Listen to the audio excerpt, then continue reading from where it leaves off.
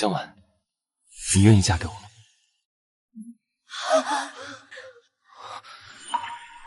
江婉那个蠢女人，哪有你够味？你居然！宝宝，不是这样的，那是以前。我操！大屏幕上的照片是别的女人，这男的出轨了！姐妹，别嫁！宝宝，你听我解释，那都是……别叫宝宝，恶心！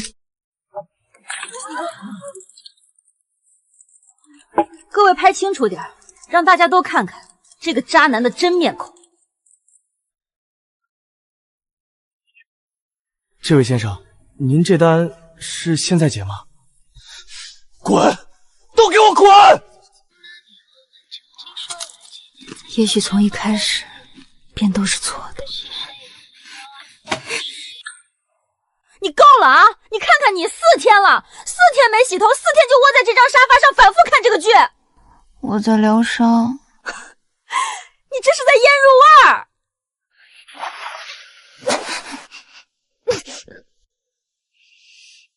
还好吧？那是你习惯了。去洗澡，立刻，不然我现在就拍照发朋友圈。洗不洗？洗。你什么时候看这种东西了？工作需要，我做短视频得研究风向，这种东西1集2分钟，反转3次，欲罢不能。这男的脖子上顶的是夜壶吗？他老婆说一句不信，白月光说一句就信。对，就这个味儿。现实中遇渣男只能自己哭，剧里渣男都被啪啪打脸。你之前跟徐宏志在一起，整个人围着他转，他加班你心疼，他省钱你给他买衣服，结果呢？你说的对，以后不找潜力股了。什么意思啊？周周，看着小吴和季宇，要找就找已经长成的大树，潜力股就是陪他吃苦，等他成大树了，别人来乘凉。开窍了，姐妹。喂，陈教授。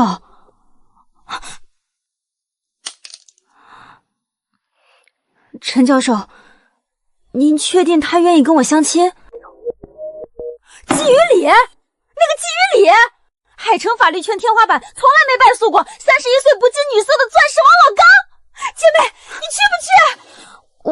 我才分手第4天，渣男出轨那天你就单身了，你不去我就跟你绝交。去，我去。妥了。伪素颜妆的精髓，看起来没化，其实化了。我是去相亲，不是面试。相亲就是面试，岗位是女朋友。姐妹冲啊！拿下季雨良，从此走上人生巅峰。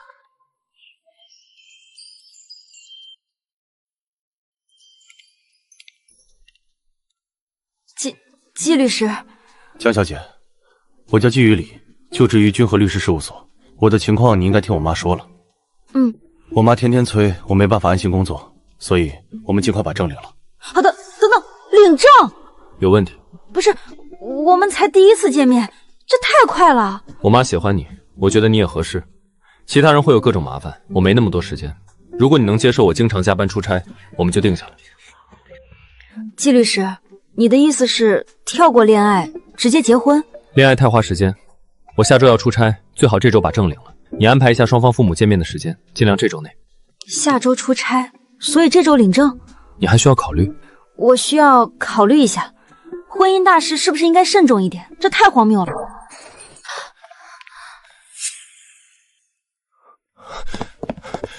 婉婉，我终于找到你了。你把我拉黑了，我去宁宁那儿找你，她把我骂回来了。你干什么？我们已经分手了。我没同意分手。婉婉，你听我解释，那是个意外，我喝醉了，我真的不知道怎么会。喝醉？衣服也喝醉了是吧？自己脱的？这位先生，江小姐正在和我谈事情，请你离开。你谁啊？季徐礼。我不管你是什么礼，这是我和我女朋友之间的事，跟你没关系。前女友。婉婉，我错了，我真的错了。我已经把李静怡拉黑了，你给我一次机会好不好？就一次。够了。许先生，第一，江小姐已经明确表示你们的关系结束了，如果你继续纠缠，构成骚扰，她有权申请人身安全保护令。第二，你出轨的对象是江小姐的同班同学，对方深知你有女友，仍与你发生关系。如果你继续纠缠不休，我不介意帮江小姐把这件事公开处理。你威胁我？不，我在陈述事实。第三也是最重要的一点，她现在是我的未婚妻。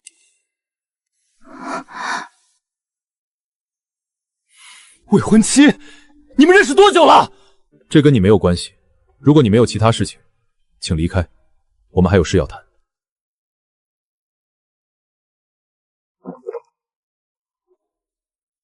好，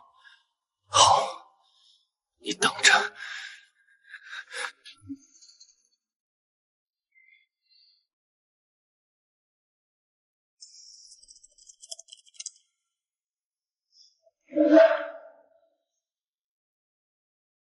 坐。季律师，你刚才说……江小姐，我说的不是假话，我是认真的。我觉得你合适，我妈喜欢你。我工作很忙，没时间谈恋爱，也没兴趣认识别人。如果你愿意，我们可以先把证领了，后续的事情慢慢磨合。季律师，你有没有想过，结婚是要有感情基础的？感情可以婚后培养，万一培养不出来呢？不会，我从来不做没有把握的事。加一下微信，我的手机号你记一下，有事直接打。我还有2个小时的时间，如果你愿意，我们现在可以去民政局。今天？那就明天，明天上午10点，民政局门口见，带上户口本和身份证。还有，江小姐，你刚才面对前男友的时候很体面，明天见。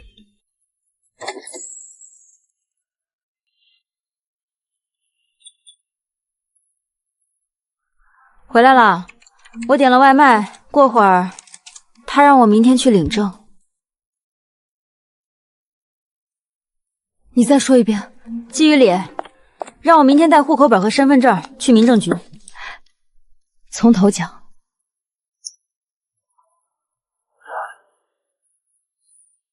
所以第一次见面，他跳过自我介绍，跳过谈恋爱，跳过见家长，直接让你去领证。对。第二，你前男友闯进来纠缠，他直接宣布你是他未婚妻。对。第三，他说我从来不做没有把握的事儿。对。江婉，你老实告诉我，你是不是在拍短剧？摄像机藏哪儿了？我最近研究这个路道，你这反转密度比我们公司的剧本还夸张。我当时脑子是懵的。你是一天不到，前后不超过20分钟，你简直是闪婚界的传奇。以后我爸妈催婚，你就是我的挡箭牌。宁宁，今天在咖啡厅，许宏之冲进来的时候，我第一反应是逃跑，我手都在抖。然后季徐里站起来了，他根本不认识徐宏之，但他就是站出来了。那一刻我在想，如果有一个这样的人站在我这边，好像也不坏。你说我现在该怎么办？告诉你妈，我等不及要看阿姨的反应了。你怀孕了？没有，没怀孕你急什么？还有那个徐宏之，我不同意，你死了这条心。不是他，是别人。别人？江婉，你脑子被门夹了！老江，收牌，去海城。我教了一辈子语文，还没见过你这么荒唐的修辞手势。相亲第1天就要领证，你当是买菜呢？消消气儿，孩子也是想……你闭嘴！江婉，你现在就让他过来，我倒要看看什么样的狐狸精能把你迷成这样。下来，我在楼下。伯父、伯母，不好意思，让你们久等了。我是季雨里，先上车吧，我带你们去酒店。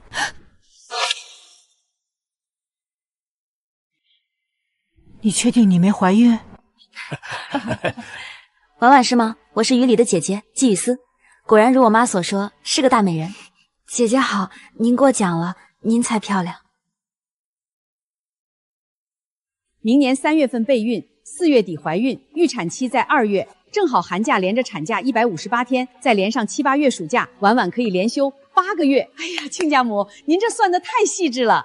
婉婉，你放心，生完直接去我住过的那家月子中心，服务优，医护专业，花语里的钱天经地义，是不是啊，小弟？是。给海蓝织膜套装，小弟通知的太急，没来得及特意准备，这份你先收着。婉婉，长得王带着酒镯就是好看，以后别叫陈教授了，该叫妈了。谢谢妈。亲家，拜拜。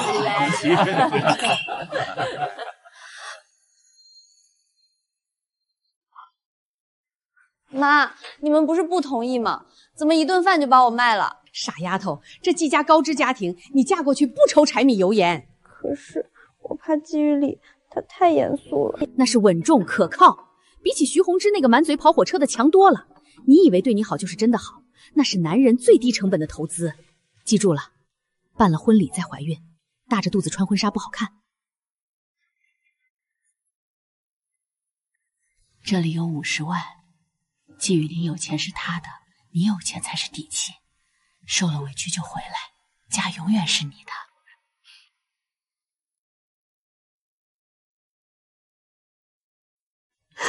妈，这就领完了，才10分钟。房子地址发你微信了，今天可以住过去。这卡以后每月我会打2万生活费。2万？我下午出差3天，晚上不用等我。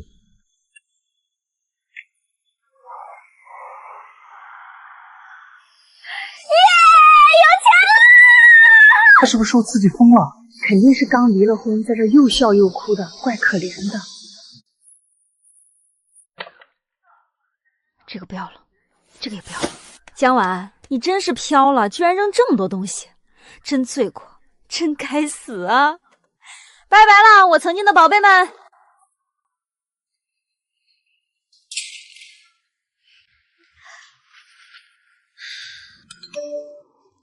有什么快说，我正忙呢。你猜猜我在哪儿？看着客厅，看着采光。我去，你出息了，租这么大的房子？租什么租？这是季雨里的房，从今天起就是姐的房了。曹，再让你见识一下什么叫人间疾苦。季雨里走前给我的，说让我随便买，以后每个月这张卡里还会准时躺进2万块生活费。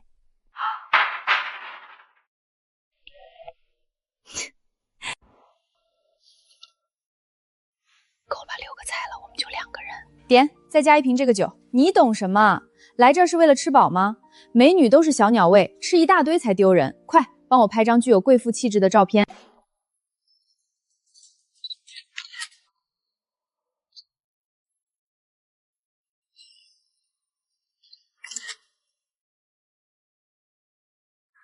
刚刚那一顿花了1800，结果还没这10块钱的铜锣香。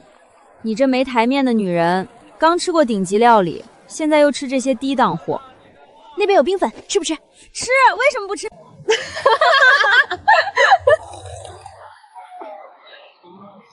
走，富婆，明天高端商场带姐妹见识一下挥金如土。婉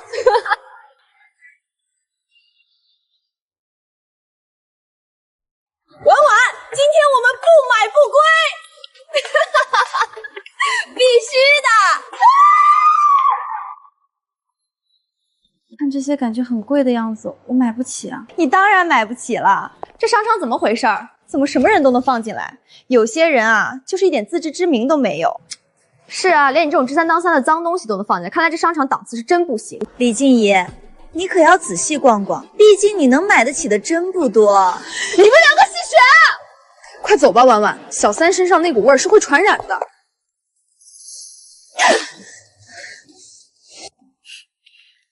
他就是想看咱们放不开手脚。走，咱们进GUCCI逛逛，咱们正常选就好，不用出他。这个好像很贵啊，我怕我也买不起。你花你老公的钱怕什么？再说了，他在后面看着呢，咱们可不能落了下风。走，我看他还敢不敢一直跟着。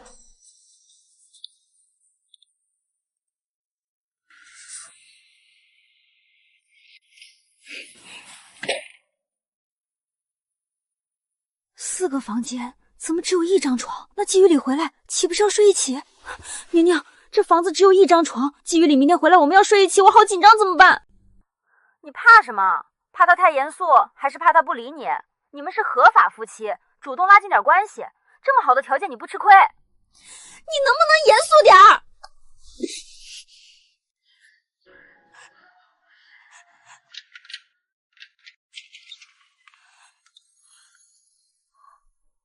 江婉，季律师，你不是明天才回来吗？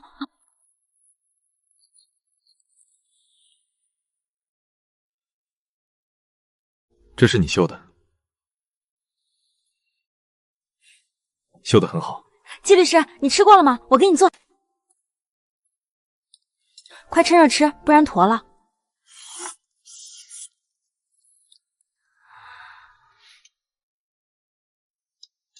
这阳春面不错，我妈妈教的，我来刷。没关系，在国外都是自己做饭洗碗。你还会做饭？本来不会，在 M 国面包汉堡吃腻了，只能把自己逼成大厨。那我有没有机会尝到季厨的手艺？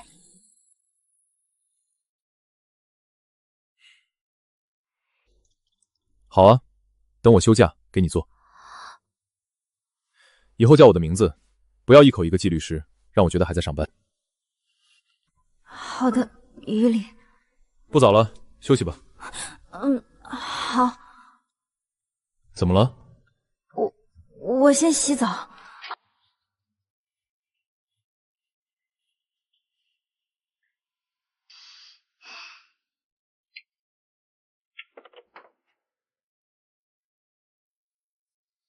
睡吧。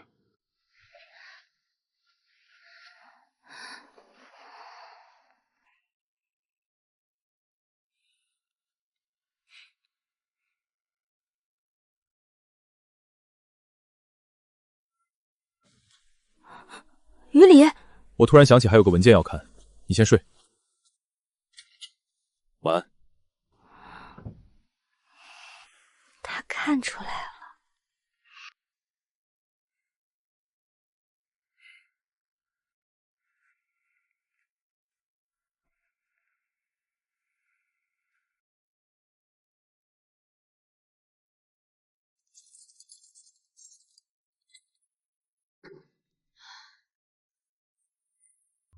方案我看过了，按计划执行。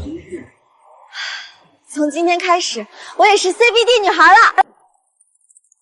宁宁，为什么我那个手工号拍了这么久都没赚到钱？因为你那是日常号，短视频最重要的是变现。你今天拍刺绣，明天拍吃饭，系统会把你判定为日常号。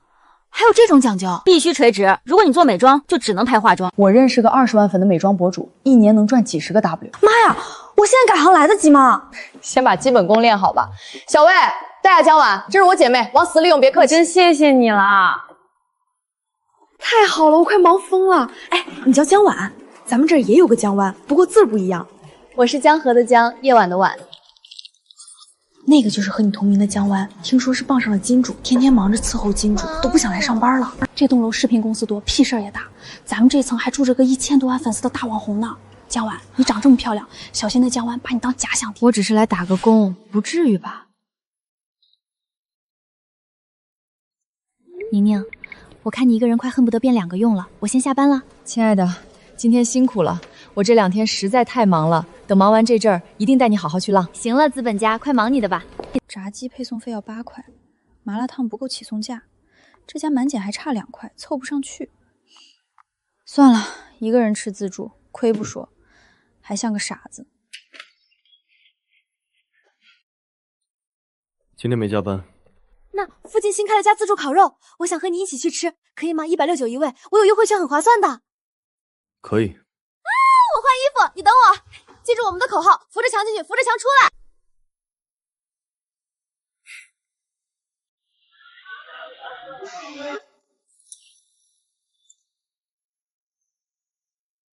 大哥，你翻肉的速度能不能快一点？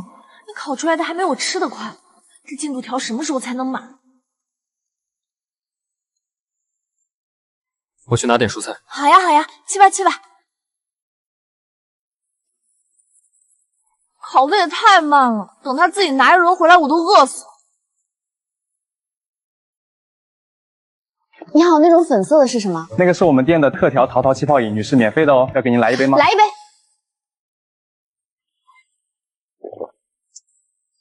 味道有点怪，不过免费的嘛，怪也正常。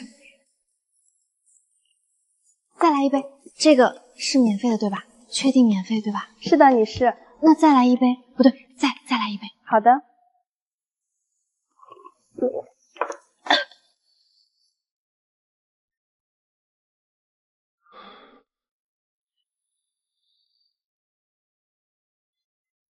江晚，你喝酒了？没有，我没喝酒，我喝的是饮料。这个桃子味的，服务员说免费的，免费的怎么能是酒？你不要血口喷人。这是什么？这是我们特调的桃桃气泡鸡尾酒，酒精含量大概12度，因为是没有在酒单上单独标注。他喝了几杯？2杯。哦，对了，第2杯他还特意确认了3遍免费。啊！快点，你快烤！张嘴吃，你不吃我怎么拿下一轮？这是生的。那你烤啊！你烤了不就能吃了？你这个人怎么脑子不转弯呢？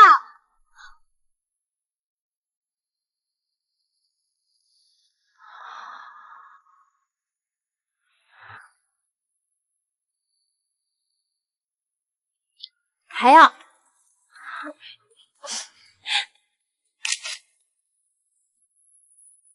你长得真好看，就是平时太凶了，都不笑的。我凶？凶，这里都不往上翘的，翘一下嘛。好看，保持住。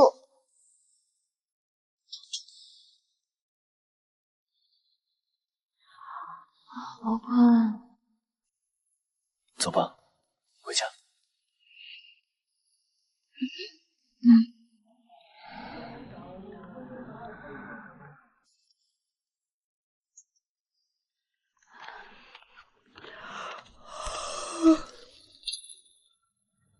醒这么早？头好疼，昨晚。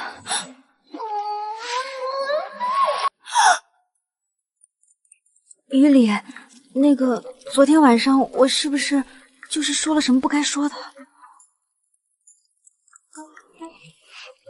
没有，你昨晚很乖。吓死我了，吓死我了！我这人酒品不好，一喝就醉，一醉话就多。上次跟闺蜜喝酒，听说我拉着人家讲了一整晚的垃圾分类。你昨晚确实没讲垃圾分类，你只是拉着我的手说老公你最好了，然后嚷着老公抱抱，在大马路上跳上来挂在我脖子上。哦对了，还有，你好香，比烤肉还香。我错了。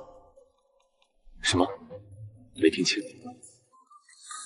我错了。以后你在的时候才能喝，你不在我不喝，行了吧？喝了，醒酒的。以后必须判黑流手榴重罪。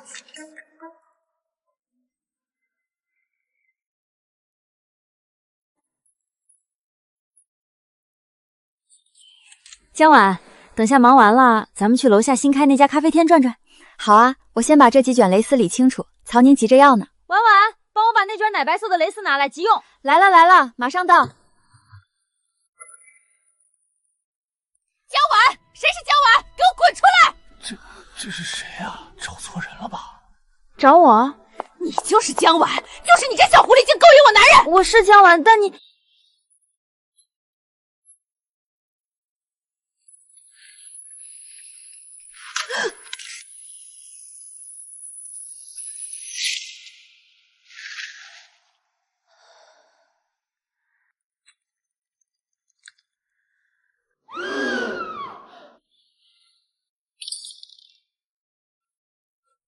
出血了，好多血，杀人了！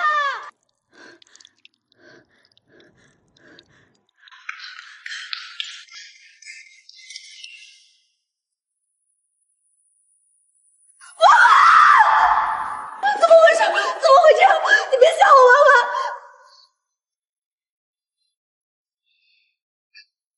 叫魂呐？有什么好喊的？这叫报应！都看清楚了，打的就是江晚。这种专门勾引别人老公的狐狸精，打死都是轻的。你他妈的到底是谁啊？我是谁不重要，重要的是这个女人她勾引我老公。这种狐狸精长了一张祸水的脸，我今天来就是替天行道的。你打错人了，你说的那个女的那是江水的那个江，她是长江的那个江，她是江晚，不是你要找的那个江湾。打的就是江晚，听不懂吧？我们都说了，她不是那个江晚，你打错人了，听不懂吗？我没打错，只要长成这样，就算现在没勾引男人，以后也迟早是个破委圈钱配这种长相的女人，绝不会冤枉一个。你立刻向江婉道歉，不然我保证这件事一定会追究到底。道歉？凭什么？我杨静这辈子就不知道道歉2个字怎么写。不就是想要钱吗？装什么姐妹深情啊？大家都是成年人，开个价吧。你觉得这是钱能解决的事？老娘我有的是钱。不就是破了相吗？赔他个3、5万，让他去医院缝2针，再买个比他身上这地摊货强100倍的新包了，剩下的就当我补偿他的医药费。这人还是人吗？把人打成这样，拿钱砸人，有钱了不起啊？这种钱谁稀罕？稀罕。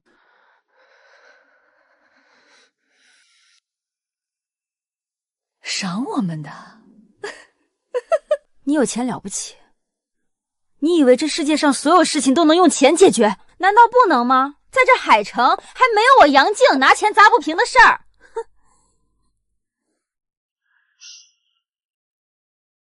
快先把血止住，宁姐，这得去医院，伤口划得很深，估计要缝好几针。宁宁，别跟他吵了，咱们先走。婉婉，你别说话，先去医院。这个疯子，我今天非让他吃不了兜着走。不要算了，给脸不要脸，这些钱够我买套像样的护肤品了，省了。你看他把人伤成那样，居然还有脸在那儿捡钱，太过分了，简直没底线。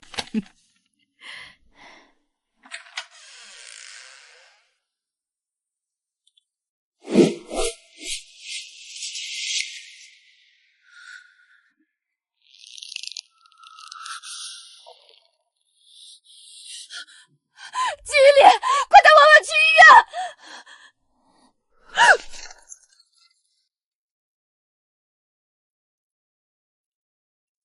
怎么回事？突然觉得好冷。你看那张脸，这哪是生气啊？这简直想要杀人。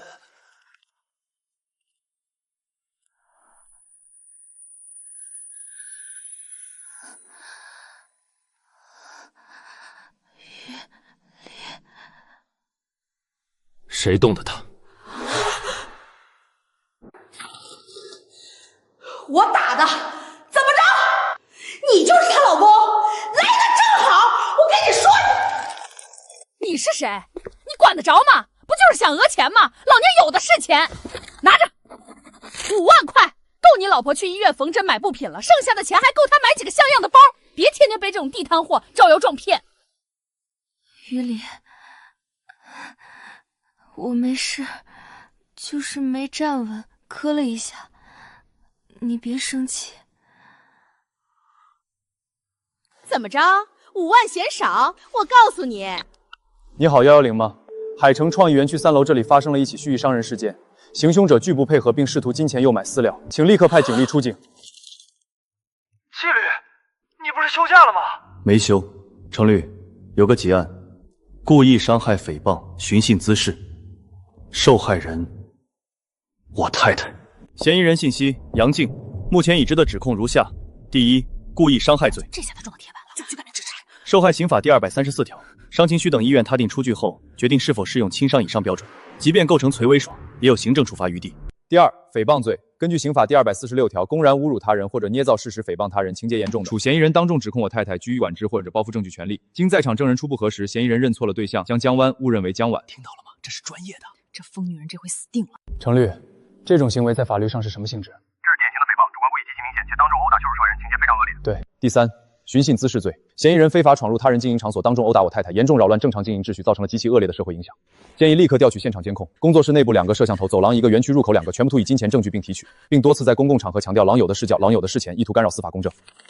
杨女士，你刚才一直在强调你有钱，我希望你明白一个道理，你自以为熬的那些财富，在我的当事人面前不值一提。她就是江婉的老公，这气场简直跟电影里顶级律师一模一样。刚才那疯女人还拿支票砸人，现在连钱都拿不稳了。程律，接下来的诉讼我要让杨女士充分体验到什么叫法律面前人人平等。明白，纪律，我们已经启动紧急预案。我建议您核算一笔钱，够不够支付未来的赔偿金、精神损失费？高昂的利息，那足以拖垮你生活的漫长诉讼周期。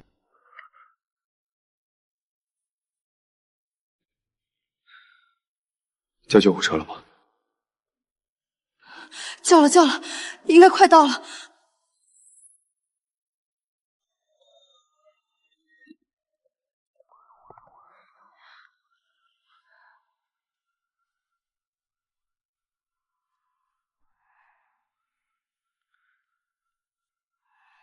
忍一下。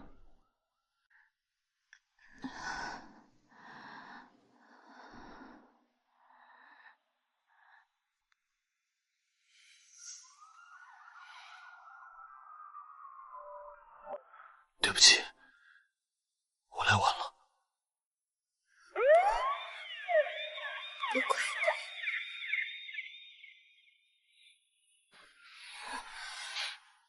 跟上。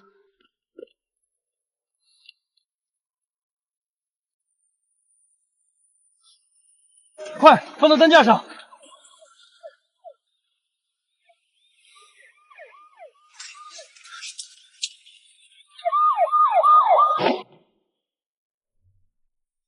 谁是杨静？刚才报案人称这里发生了蓄意伤人案。我赔钱了，我给过钱。赔钱？刚才正和律所的程律师已经联系了分管科室。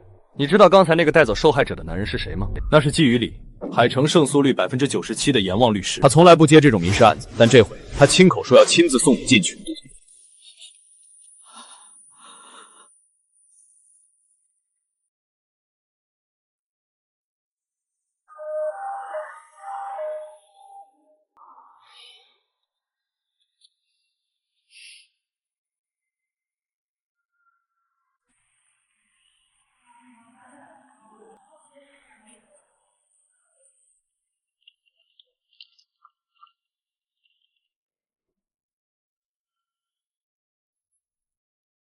这口子开的可不小，怎么弄的？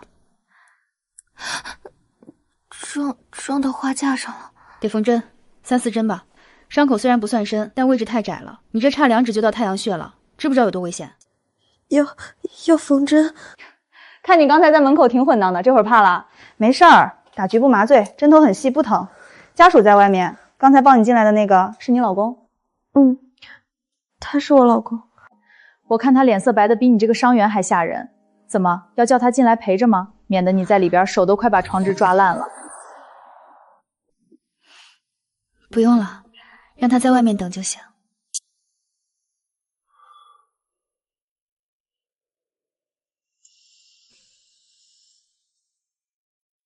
这谁的家属啊？长得像大明星，气场也太吓人了。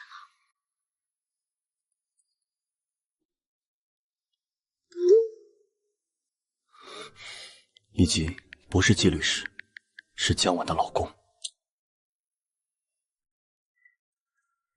季先生，进来吧，缝完了，病人有点晕麻药，最好扶着走。缝了3针，医生说缝合得很好，以后不会留疤的。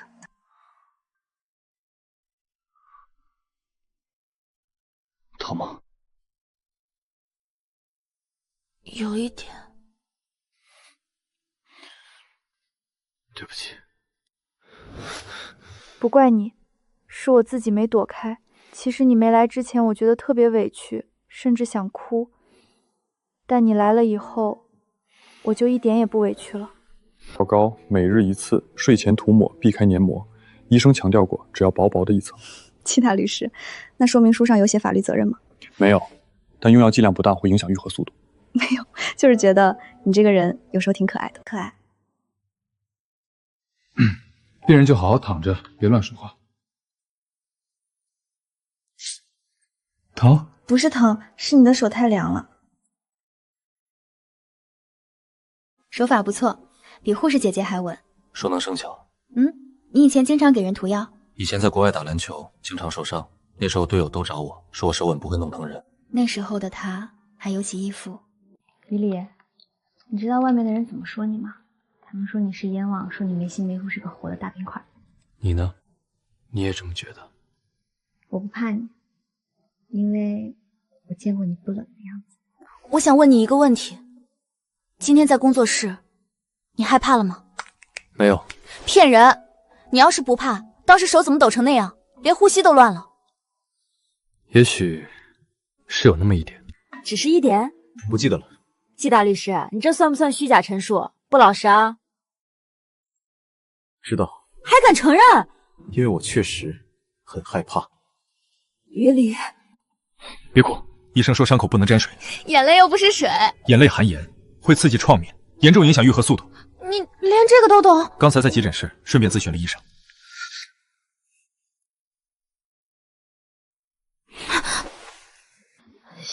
谢谢。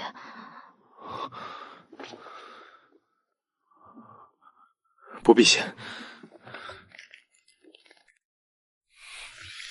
老婆，以后有事第一时间叫我，不管你在哪里，在做什么，第一时间打给我，不依靠我。于理，我会觉得你不需要我。需要的，季于理，我一直都很需要你。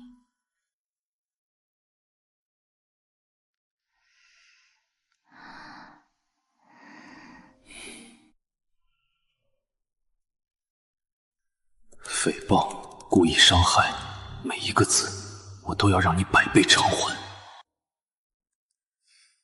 这么晚还没睡？诉状草稿发你邮箱了，把杨静在工作室说的那句话全部录入证据链。您是说不只是侵权，我要以诽谤罪和公然侮辱罪起诉，情节要定性为没人能救得了他。明白，我这就去完善，保证这案子办成铁案。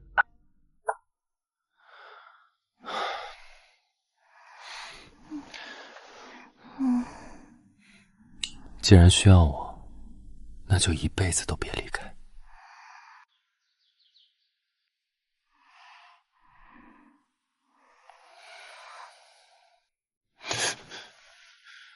醒了，你就这么睡了一夜？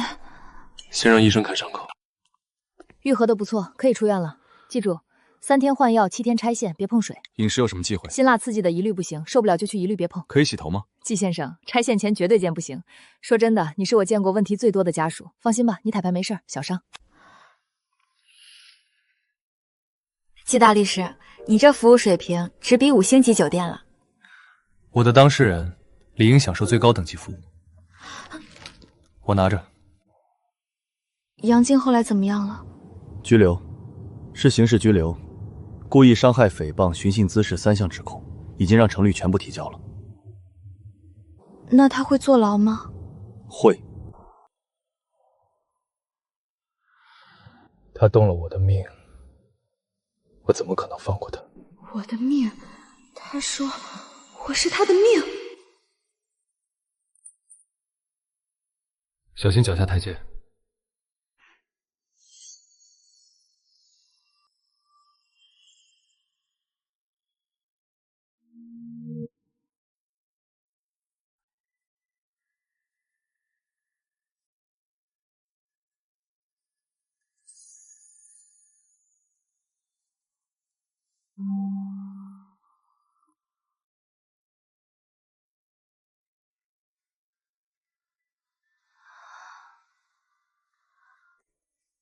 这些都是什么时候弄的？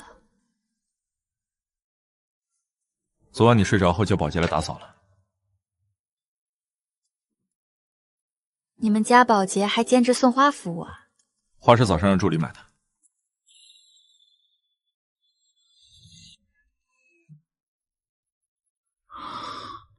这是什么新案子吗？你敢信？那个冷面燕王凌晨3点不睡觉，就是为了让我7点前送花哄老婆。我差点以为他被盗号了。先吃药，然后我去做饭。做饭？季大律师，你还没过休假期吧？昨晚答应过你的，忘了？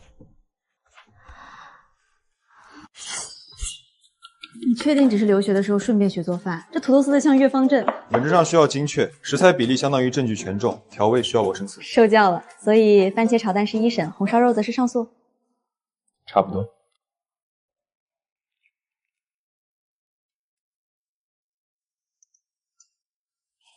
于理，汤淡了。你对我这么好，我会习惯的。万一哪天不习惯了怎么办？那就习惯，这不是临时的，这是我的义务。别哭了，医生说伤口不能沾水，眼泪也算。你能不能不要老惦记我的伤口？习惯了。于理，谢谢你。谢什么？谢谢你闯红灯来救我，谢谢你做饭，谢谢你其实什么都记得。不用谢，对你好是我的义务。真是个笨蛋。于理，我爱你。我知道了。你就不能回句好听的？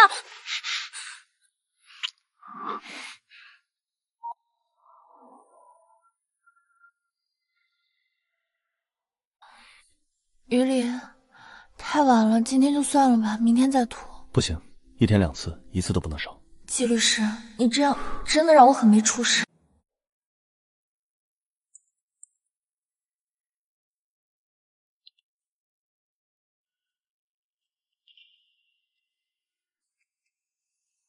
这怎么可能？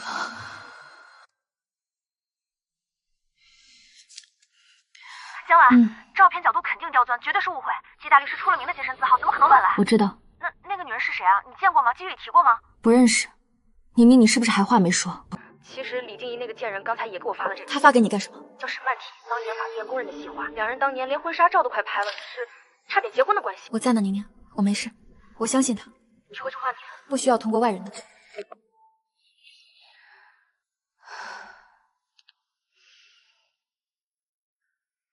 替身。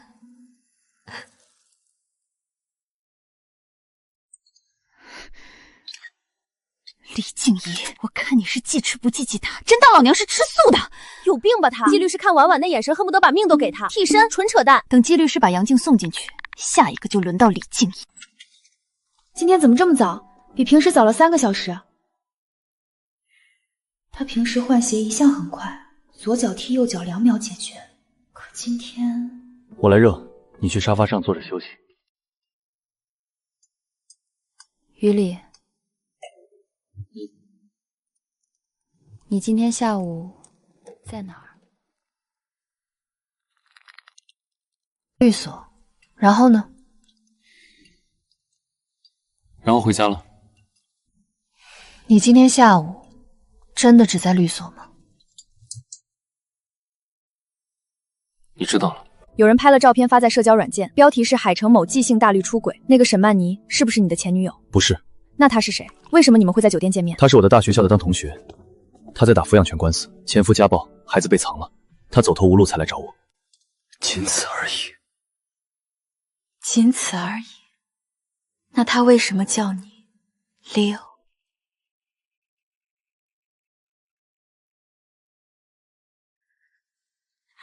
下午曹宁给我发了截图，评论区有知情人士沈曼妮一直叫他 Leo 是他们之间的专属称呼。我这个季太太连你有英文名都不知道。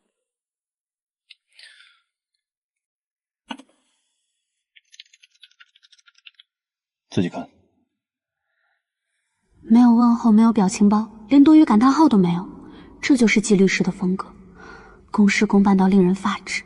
对不起，我没想怀疑你的。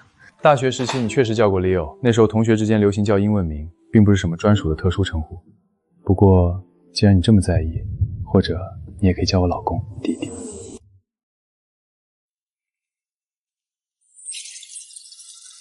弟弟，改论文，肉包子。你是陈教授派来辅导我毕业论文的那个学长？终于想起来了，看来这3针还没把你脑子缝短路。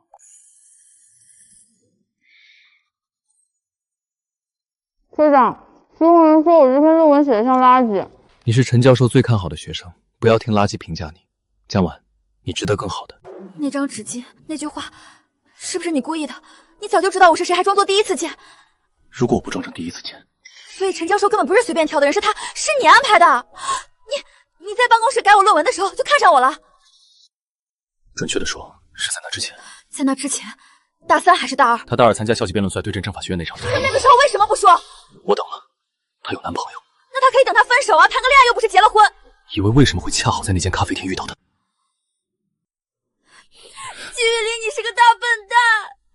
你这么聪明，为什么不早点告诉我？因为我要的不只是你的现在，而是你彻底清空后的未来。为什么不早点告诉我？因为那时候你还没准备好。你怎么知道我什么时候准备好？难道一直在暗中观察我？不只是观察，只是记住了你每一个变化。你真傻。大学时的那个他是真的什么都没发生吗？没有，真的没有。他对我也许有过想法，但我从来没有回应。为什么？是因为那时候我已经在等他走出过去。他总是这样，内冷外热的。无论多少年，他都在等他。以后有话第一时间告诉他。我知道，你是我这一生唯一的。小婉，我等了你4年，不是为了被一个前女友或是一个误会毁掉的。以后再有这种事，直接问我，也别信别人的发的，只信我。我知道，以后我问你，只问你。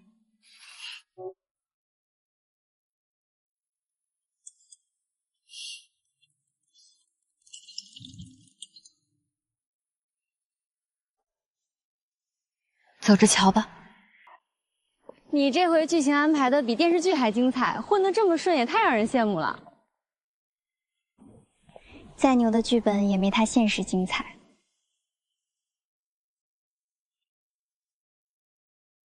这是他一直以来的风格，爱别人，也以法律护身。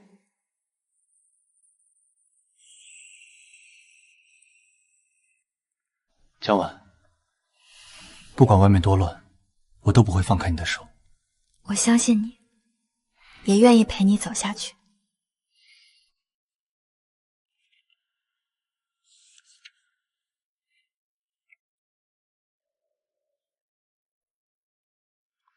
啊，继续里我自己能走，能走不代表非得走。结婚这么久，他才知道自己最擅长的不是打官司，是不讲道理。自己都快被他的不讲道理惯坏了。你看，那些不讲道理，其实都变成了你的特权。别担心。担心？对，我知道，怕我对你好，却怕我不够好。有你在，我就没什么可怕。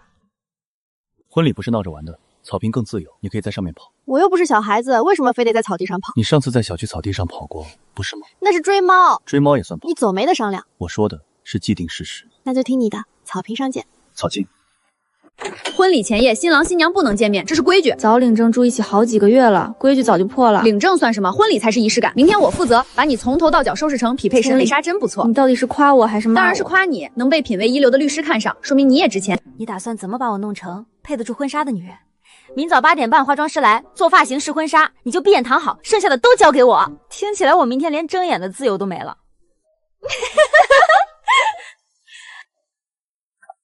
放松点儿，明天保证让你成为所有人眼里的焦点。好，我相信你。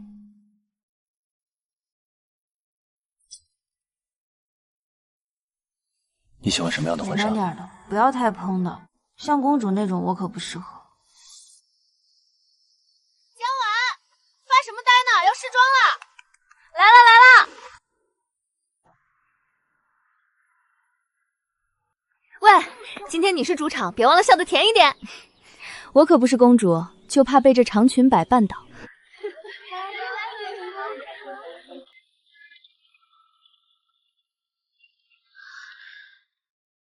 3个月前，等你4年，我好像这条裙子在做梦，是给最美的你。待会儿门打开，自己一个人走过去，会不会显得形单影只？瞎说什么呢？有我在，谁敢说你形单影只？等会儿我牵你走，虽然但我是你这辈子最好的姐妹，除了你家那位，今天谁也别想排在我前面。好，听你的。快把眼泪收回去，弄花了妆，补妆费从你老公律师费里扣。老李，你确定没走错地方？他真要在这儿办婚礼，喜帖上烫金大字写着呢。不过直到这一刻，自己也觉得像在做梦。他在哪儿？穿西装还是穿睡衣？他脸上是不是写着我结婚？抓什么钱？自己是来见证奇迹的。那个把法律条文当情书的男人，居然领证办酒，到现在都没还。这风格简单到极致，却贵得要命。果然是那位先生，连爱一个人都整得这么逻辑缜密，无懈可击。赶紧找位置坐，我已经等不及看他看新娘子眼神了。还不止，黄埔集团董事长也下来了，那是海城地产界老祖宗，连北凉集团从不参加社交的 CEO 都来了。老李，我知道老季在绿界有名，但不知道他这么有面子。这些人随便拎一个海城地皮都抖3，他什么时候认识这些人的？不科学，都不必能聚齐这几位。老季结婚居然齐刷刷到场，忘了去年黄集团差点崩盘的跨卷报告案是谁救的？前年北凉集团大好了盘，不他的信徒，但怕季玉德站在他们对手那边。你季云氏是不是该多随点信徒？商场上这些年终奖就是在动海城的半壁江山。万万别低头，人命会掉，你老公眼珠子也会掉。宁宁，我腿有点软，这音乐……季律师这人闷骚的可以，他煎个蛋哼的曲子，居然找了大师乐团现场重编，挺凶。迈步。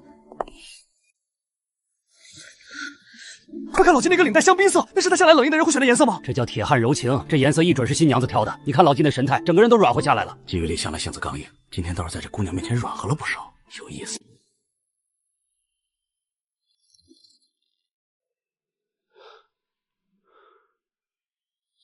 领带很衬你，只要你喜欢的，我都衬。小王，快看老季那只手，我是不是老花眼了？那是在抖吗？程律，你没看错，而且我还看见他笑了。笑了？开什么玩笑？他那张脸平时比南极冰川还硬，这时候能笑得出来？是右一边嘴角只有一点点弧度。疯了，真是疯了！这哪是结婚，这简直是把阎王爷拉下了凡尘。季大律师，法庭上你从来没输过，但在我这儿，江晚要是掉了一滴委屈的眼泪，你就算赢了全世界也没用。宁宁，我把他交给你了，你要是对他不好，我管你是不是海城第一律，管你身后有多少大佬，我第一个冲过来撕了你。你不会有这个机会的。行，算你狠，记住你今天说的话。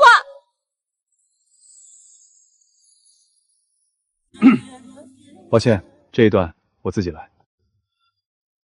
江晚，在今天之前，我做了31年准备。你准备这所有准备不是为了官司和财富，是为了遇到他的时候有底气站在他面前说，我有能力给你一个家。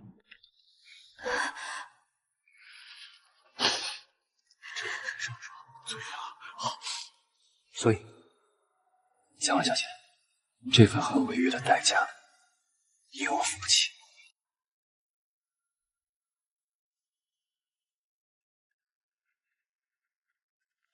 老季绝了，这官司我赢！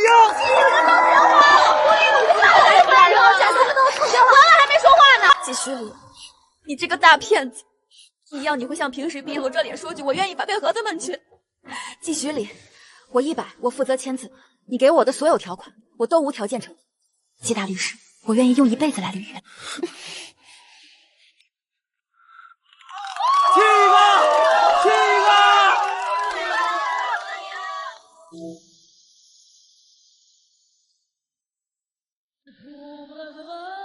江晚，这4年，我每一天都在脑海里预演这一刻。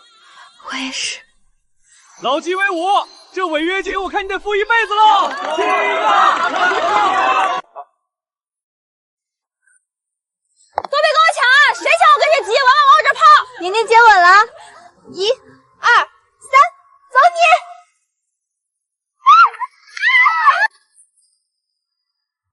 我抢到他了，是我老天爷开眼了！娃娃，下一个结婚的是我，你等着，你一定要给我当伴娘，把这运气还给我。我等着，我的伴娘必须嫁出去。你瞧老季那坐姿，气背挺得比平时开庭还端正，不知道的还以为他要上台做正式发言。婉婉，你左边那几位业界前辈，随便一位在海城的分量实大，你家季律师这人脉也太厉害了吧！小季啊，你结婚这么大的事儿，居然敢不把你师傅请下山？他要是知道了，山下礼金通胀太厉害，他那点急需付不起。胡说八道！那个老姐明明全回家都是装的。以后他要是敢在家摆大律师谱，我直接打我电话，带我能让他师傅下山揍他，保准他不敢还手。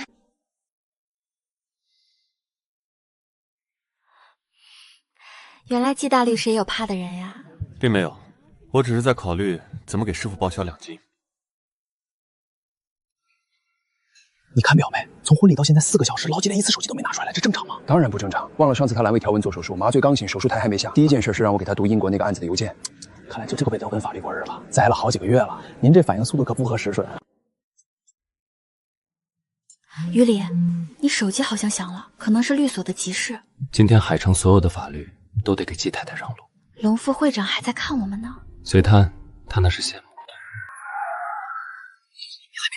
他江晚早就给自己找好了退路。什么文婉乖巧，全都是装出来的。嫁了又怎么样？错了，她竟然真的嫁给了那种人。小兰说的截图上，但是挽回国是事实，我都要看过。两位请慢用。江晚还拿神孙在这儿演戏。风之，你看我这身怎么样？红红火火的，绝对把江晚那身寡淡的白纱给压下去。压下去？咱们坐在这儿，连他的脸都看不全。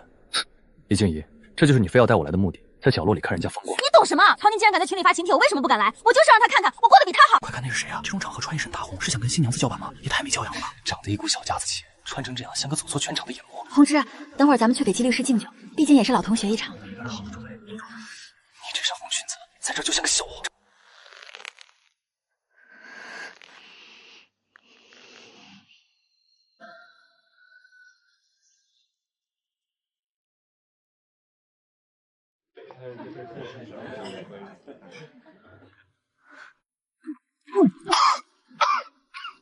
体面在这儿，除了那一桌子的权贵，谁有体面？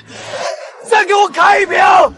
他以前在我面前从来不是这样的。红芝，这个月房租我出吧，你留着钱买那个代码书。红芝，你别生气，我不买那条裙子了，钱省下来给你换新的。那种笑是笃定的，是那种知道天塌下来也有人顶着的笑。贺红芝，你别忘了，他额头上那道斑马，听说那个叫杨静的疯女人已经巨额赔偿他了。判了这么快？那是嫌我者季雨里亲自下场打的官司，不仅把伤害加诽谤，就是这个下场。他在用这种方式宣告江婉是他的所有物。我当初到底是丢了什么宝贝？我一直以为是他变美了，变好了。变什么美？不就是靠季家的钱堆出来的吗？换做我坐在那个位置，我比他更风光。你错了，他本来就是这副样子，只是跟我在一辈被机缘了。柯基只是站在他身后给他浇水，施肥让对口。徐宏志，你发什么疯？还没喝够吗？别喝太多果汁，我也会不舒服。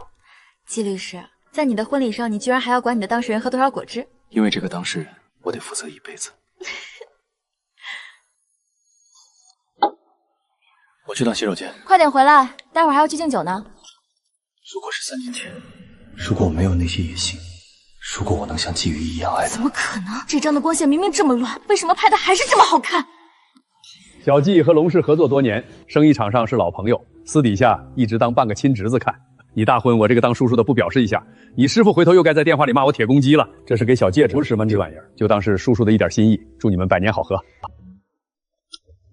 我操，那是老坑玻璃种吗？这成色，这水头，有个类似龙副会长管制像这些大佬的消费观，真是不给咱们留活路。婉婉，还不快谢过龙叔？谢谢龙叔，这份礼物太漂亮了，我会好好珍藏的。装什么装？一枚破石头而已。有些人的眼界注定只能看到表面的浮华，却永远看不懂这个圈子里的隐秘。小江啊，这都是黄铺家以前留下来的老物件，一直锁仓库吃灰，太可惜。你要是不喜欢，就丢家里压箱底。黄鹏叔叔太客气了，这么贵重的传承，我会好好保管的。珠宝首饰这些，想必季夫人今天见得多了。我们北凉没什么拿得出手的好东西，就把这个裱起来送给小江，祝你们百年好合。一封旧信，北凉集团出手这么朴素，你懂什么？那是北凉王印，这是叶老将军亲笔写的贺信。我研究了3年近现代史，看过无数拓本，但这真迹，谢谢。这份礼物太重了。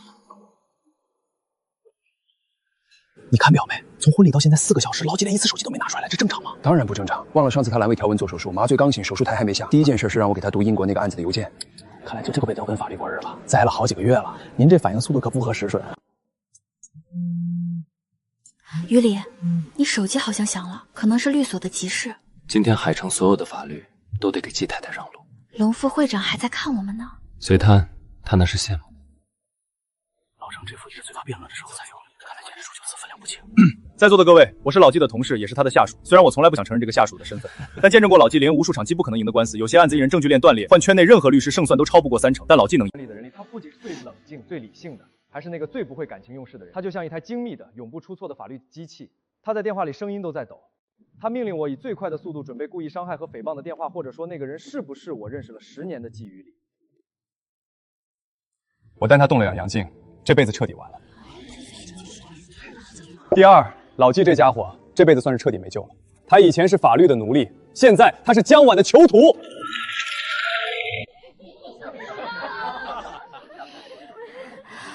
程律师，快把你老底儿揭穿了。他在陈述一个无法反驳的事实。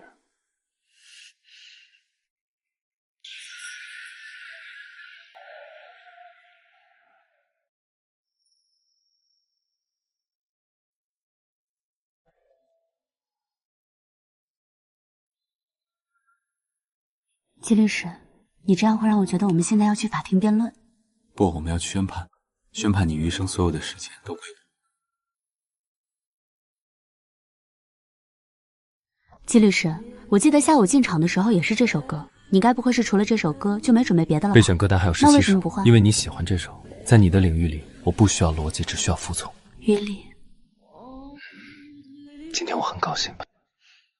于理，你看这堆翡翠，每一件拿出去都能在海城买套房。那是他们的心意，你收着便是。不喜欢就锁进保险柜吃灰。我还是订婚这一枚。我以前总觉得像你这样逻辑严密的大律师，心里肯定没装浪漫这根弦。领证那天，你就从兜里掏盒子让我带上。那你那时候在民政局门口为什么不跪下来求婚？正常流程不都得单膝跪地问一句你愿意吗？我评估过环境。什么环境？那天海城民政局门口的地砖是花岗岩材质，且表面有磨砂防滑纹路，因为物理受局门口的地砖太硬，不符合人体工程学。季大律师也就只有你的吧，不浪漫只是这么合情合理。虽然地砖硬，但合同是真的。江太太，你已经签字盖章，毁约无效。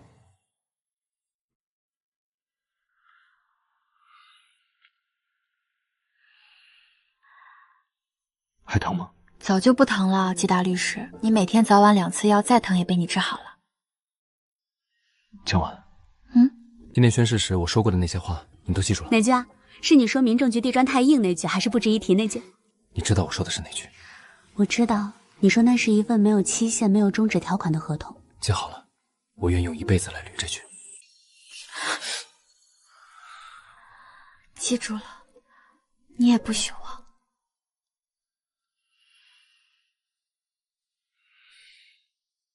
小周，这个千万级网红的定制脚本还要再磨，节奏太慢了。宁宁，别太拼了，你这2天忙张了脚不沾地，咱们还没去度假呢，你就先把自己折腾瘦了。度假，我看蜜月你是等不到了。等忙完这会儿，我非得让季大律师大方写，请我吃顿好的，毕竟我可是把他太太接来当廉价劳动力了。他最近也忙，那个跨国并购案进入收尾了。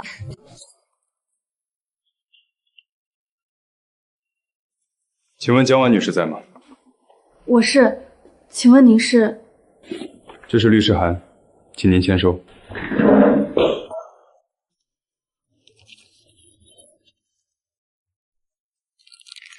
起诉沈曼妮，她凭什么起诉你？江女士，收到诉状后，请尽快准备印刷。诉状主张，江婉女士找田国权损申请500万元整合恶意诽谤。500万，他是想把婉姐家底都掏空了。500万，他想钱想什么呀？在哪儿都不知道，拿什么诽谤？拿空气诽谤吗？江女士，请在送达自毁上签。我没有诽谤他，从始至终，我从未在任何公开或私下场合提过他的名字。原告方认为，曹女士这些言论，您是闺蜜指使这位曹宁宇进行的，作为实质受益和关联人，您需要承担全部连带赔偿责任。是我害了婉婉，我当时只想骂死那个绿茶。签吧，江女士，逃避没有意义。这是我们的内部聊天记录，除了我们几个，没人能看到。你们是怎么拿到的？你们这是非法取证！取账过程完全合法合规。曹女士，关于证据的来源，庭前证据交换时我们会正式公示。现在，请江女士履行签收义务。我收到了，我会请律师。那我们法庭上见。可是那500万，宁宁，看着我，你说那些话，这不是你的错，你还不明白吗？无牌道歉，这个数字和这个要求根本不是冲着我来的。一旦我道歉，于理的声誉就会彻底毁掉。他要的是让于理难堪，是逼于理向他低头。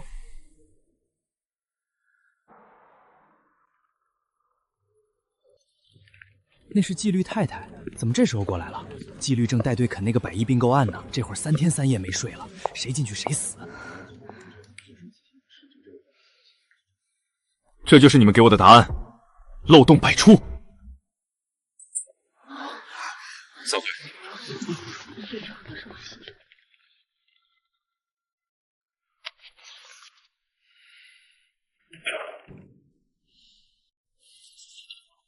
你签收了？签了，躲不掉的。好。纪律，你在开玩笑吗？那可是咱们筹备了半年的项目，标的额几个亿，现在退出，出什么事儿了？沈曼妮起诉我太太侵犯名誉权。纪律，我没记错的话，这个沈曼妮就是您前阵子带我们亲自下场帮她抢回抚养权那个当事人吧？是他。她不是您以前的同学吗？您推掉几百万的项目去帮她，她现在转头反咬您太太一口，背后肯定有高人。魏明成，他可是您师叔啊！魏明成跟咱们纪律同出顾伯年门下，那可是海城高院老副院长的衣钵传人。从现在起，忘掉辈分。对方既然接了案子，就没打算跟我们的同门情谊。那我们就告诉他，在海城他这个判官判不了我的人。魏律师这2年很少接个人案子了，尤其是这种名誉权纠纷，标的不大，社会关注度也不上，他怎么会接？因为对手是我。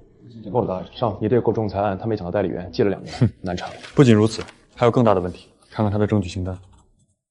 曹宁在微信群中网友负面评价截图，主张由被告引导产生。他连3个月前的照片都存着。但最要命的不是这3条，最要命的是证据4，一段录音。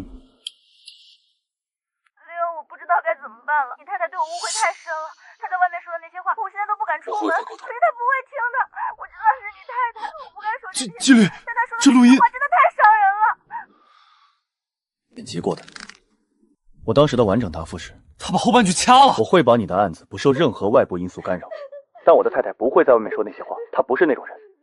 原来他在那天，在那个时候就已经在毫无保留的相信我了。我操！魏明成这老狐狸疯了吧？这是赤裸裸的职业自杀！纪律，咱们可以直接向法院申请证据排除。魏明成要的不是开庭审会的法律上的胜诉，他要的是在开庭之前就先在社会意义上毁掉江晚的名誉。只要录音流出去，大众只会看到季太太骂我，纪律师里外不是人。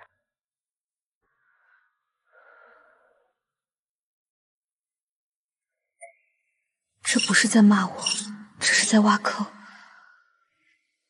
每一句话都在暗示徐礼徇私舞弊。明天继续，所有营销号的 IP 地址全部固整。挂了。你看到了？不用看。这些脏东西我明天会让公关团队处理干净。于林，那个沈曼妮为什么要这样？你明明在帮他打官司，为什么他要在这个时候用这种方式反过来咬你？因为我拒绝了他。3月12日见面那天，他对我提了一个要求。什么要求？他说他后悔当年没有跟我在一起，他甚至大言不惭地告诉我，他可以等我，等我结束这段名存实亡的婚姻。我对他说：“江晚，我等你等了4年，现在轮到别人等我了。”沈曼妮，他那样的人大概从来没被人这样拒绝过吧？他是法律系的系花，习惯了所有人围着他转。他以为只要他肯为救这江也能干起来的。可他算错律师，你从来不走回头路。他们一拍即合，要联手把江晚拖进泥潭，顺便踩一脚季雨林的面子。吃完。季律师，你这是非法拘禁。今天待在家，不准看手机，不准看电脑。你的额头伤口虽然拆线了，但医学研究表明，情绪波动过大会导致行动法变。我是律师，你先编的吧？律师的职业操守是不准说话。吃完再走。季徐礼，你这是在软禁我吗？今天待在家，不准看手机，不准看电脑，电视可以看，但只能看少儿频道。但医学研究表明，尤其是那副锅溜舌的和情况，季徐礼，欲望症软接口。记住，不管是外卖还是快递，一律不准开门。知道了，快去上班吧。什么皮肤恢复？他是怕我一出门就被那些守在门口的记者生吞学泼了吧？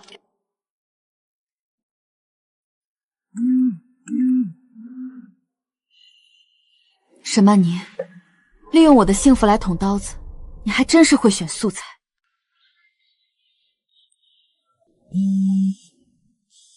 婉婉，沈曼瑜那个绿茶精是不是疯了？还有魏明成，宁宁，你先喘口气，别气坏了身体。我能不气吗？都是我害了你，要不是我在群里，他们哪来的事？我多点皇家的证据，这500万咱们跟他死磕到底。不用，宁宁，不用。他说过这件事交给他。信啊，当然信，全海城谁敢不信他的本事？他可是阎王王总律师。那就相信他，我也信他。沈曼妮、魏明成，你们以为我还是那个孤立无援的江晚吗？你们算错了法律，也算错了一个丈夫护短的决心。既然你要全力以赴，那我也不能让你分心。我的天，那是陈庆兴院长，海城法纪总实验发誓再不下山了吗？师傅，您怎么亲自来了？山里路远，您打个电话，我去接您。是我没处理好，惊动了您老人家。放屁！你没处理好什么？拒绝一个不要脸的狐狸精叫没处理好，护着自己明媒正娶的老婆叫没处理好。哼！学是干在黄道业的辛苦，现在他为了给一个疯女人出气，敢欺负到我徒弟头上，他是真觉得我陈景城已经死在山里了。陈老，您这次破例下山，亲自驾临郑和，您的意思是？我还一来当顾问，我陈一力来当我的教案。魏明成觉得自己翅膀了，想拿后拜当垫脚石。好啊，让他来。我倒要看看他那点三脚猫功夫能不能接住我的回马枪。陈老，有您坐镇，我们郑和死战到底。您说咱们这第一仗怎么打？都坐下，年轻人，今天我给你们讲讲，在绝对的力量面前，什么叫真正的诉讼策略。发吧。纪律，发出去了。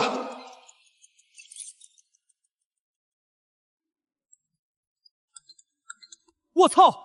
快看郑和的官微，沈曼妮告季太太，郑和直接反手举报沈曼妮和伪造证据，这也太刚了吧！魏明成也是疯了，敢在陈最后眼皮子底下，不是季雨里，是陈景行。而且这回他不死也得脱层皮。陈景浩，你居然为了区区一个名誉权案，亲自下场毁你的真师弟！师傅，声明发酵了，魏明成那边的电话已经被打爆了。法律是他魏明成用来公报私仇的工具，既然他想打，我就教教他证据真实性。陈老律协那边的举报信已经送到了，接下来咱们就等法庭见真章了。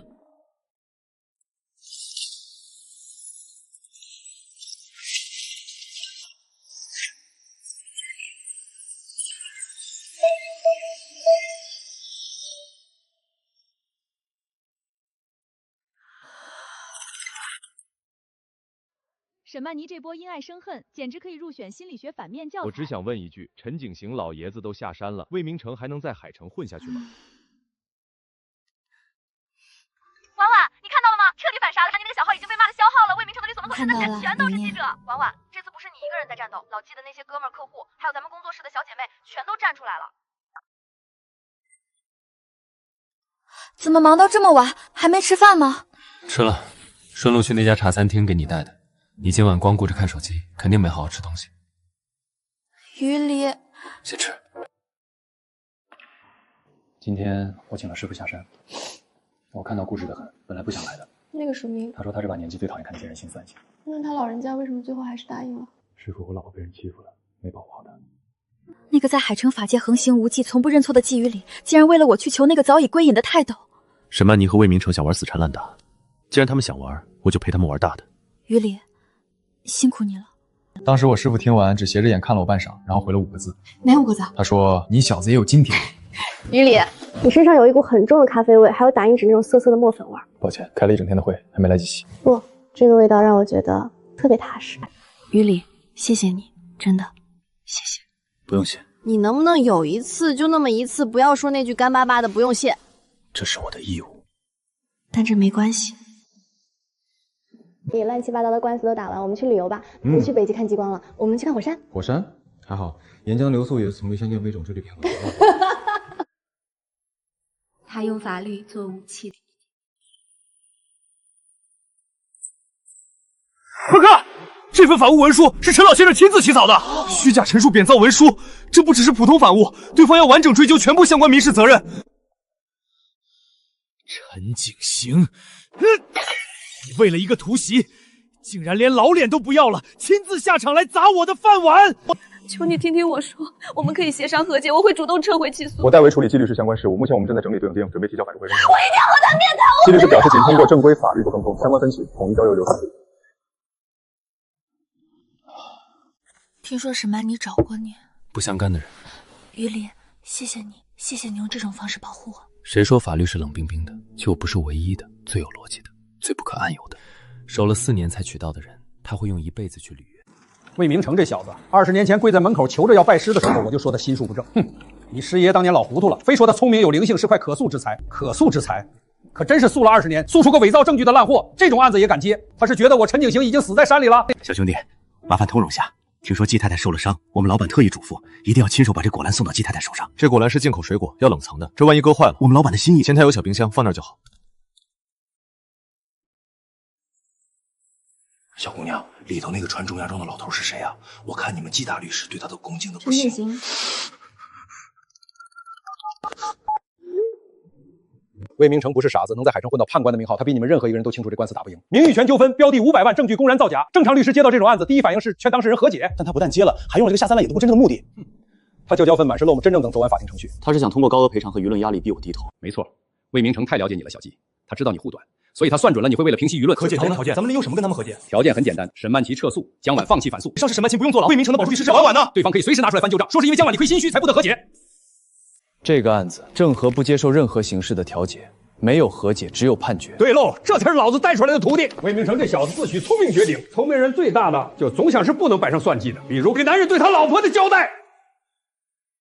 陈老说的对，反糊状的证据链我重新梳理了一遍，沈曼妮在酒店的伪证漏洞，魏明成律师函的违规操作，我已经全部标注了。等等，证据链的后话，那是你们这帮一直管关键的问题。魏明成这种惜名如命的人，他最怕什么？被律协调查，被吊销执照。吊销执照只是结果，行业通关怕海城摸混了20年，这才是他的命根子。那您的意思是，他不怕法律的严惩，怕的是过程。魏明成最值钱的家当，我就最后我要亲手将他逐出师门，我要让他在失去执照之前，先在海城法界变成一只人人喊打的落水狗。陈老，我懂了，我们要做的不是直接等判决，而是要在这之前剥光他的外壳。快看纪律，师傅状态了。接下来的几个站点，我会亲自为魏师叔剪辑好。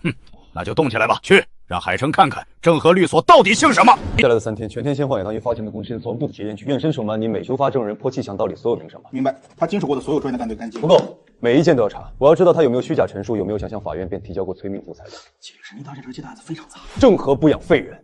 他募圈的平台有几家？目前查到3家，水滴轻松，还有一个叫暖阳的小众平台。全部发律师函，要求平台提供完整的捐赠记录和兹尼亚举报资金去向，同步沈曼妮利用虚假人设募圈，涉嫌大规模网络诈骗。网信办那边的对接需要我去预约吗？不用，我亲自去。小季，这火候够了，魏明城的老狐狸睡不着觉了。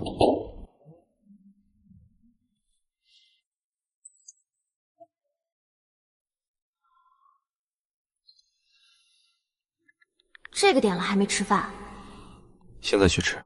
排骨在冰箱里，微波炉热2分钟就好。姜饼好什么好？今天4火不倒。知道了。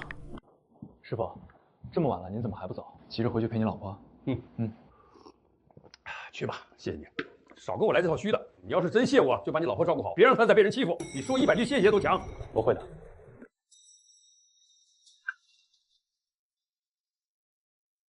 这臭小子，跟他师爷当年一模一样的德行，护老婆跟护命似的。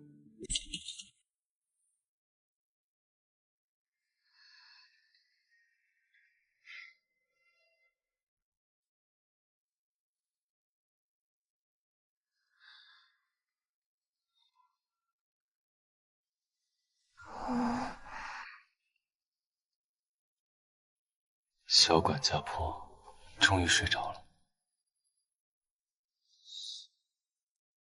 于离，你回来了。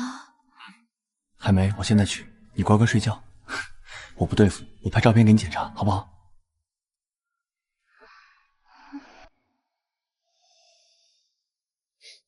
真是拿你没办法。这样，我去热排骨，热好了端到卧室来吃，你就躺在这里看着我吃，行不行？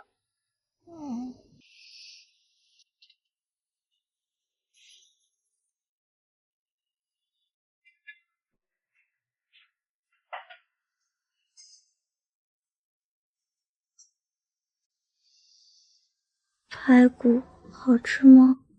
好吃，真的？真的，火候刚好，味道也透进去了，比上次那盘红烧肉做的还好。我就说你会喜欢的。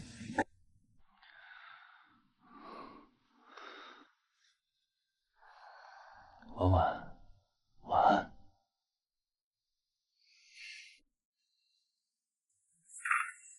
我操！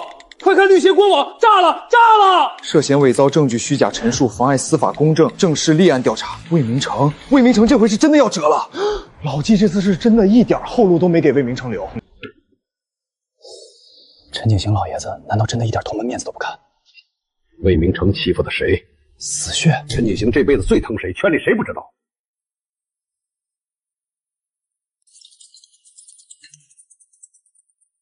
等等。沈曼妮也被立案了，他不是名誉权案的原告吗？原告怎么也被调查了？明白吗？那段震惊全网的剪辑录音是沈曼妮亲手递给魏明成的。我的天，这下沈曼妮的律师生涯算是彻底交代了。她职业才不到8年，刚跨进合伙人的门槛，结果一个案子就把自己送进去了。作死，真是活生生把自己做没了。全部？那得是几百个卷宗吧？出一点点虚假排述，当年的判就可能全被推翻。沈曼妮千不该万不该，不该拿孩子当赢官司的筹码。纪律这辈子最恨的就是这个。快看，法学院官微发通告了。这措辞，沈曼妮当初回校演讲的时候多风光，号称法学院之光，现在倒好，连母校都嫌她脏，在法律圈混，连母校身份都没了，这辈子算是彻底钉在耻辱柱上了。沈曼妮，你以为搬弄是非就能毁了我？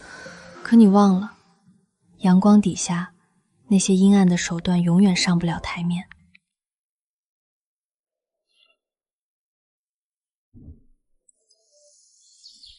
在跟网信办的人开会，不打扰。你的消息是置顶的。这封求助信里的核心心脏病没有从头到尾都是一场精心设计的骗局。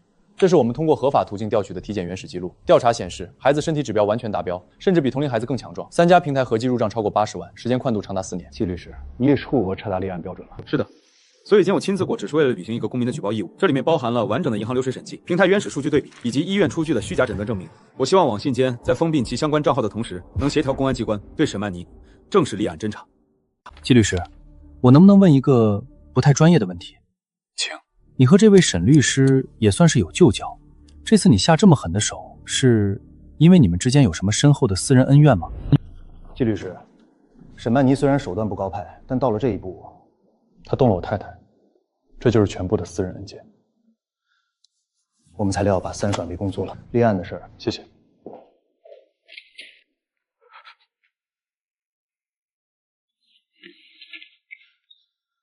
我们会马上开会讨论。对于虚假人设诈骗，绝不姑息。立案后3个工作日内给您答复。谢谢。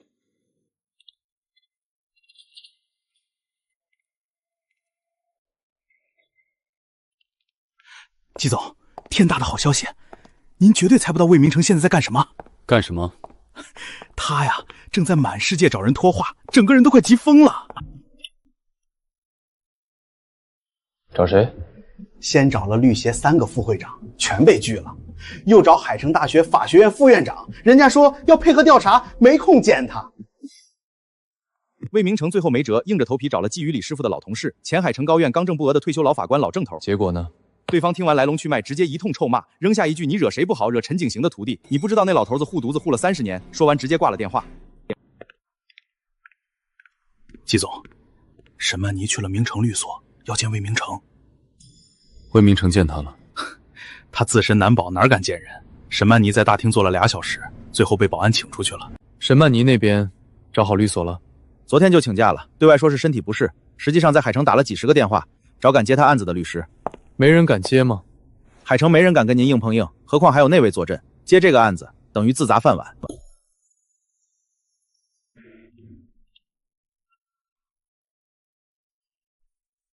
他还会回来的。谁？沈曼妮？都这样了，他还敢回来找和解？沈曼妮找不到律师，就会走捷径，直接去找江婉求情。他敢出现在江婉面前1次，我就不会再按法律程序办事。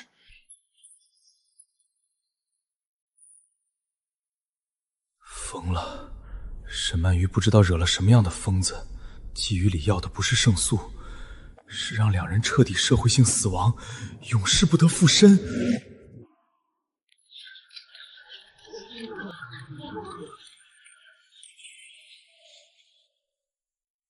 魏明成赔进去了1辈子名声，明知故犯，这是在伪证罪的边缘试探啊！魏明成这是昏了头，真当海城没人能治他？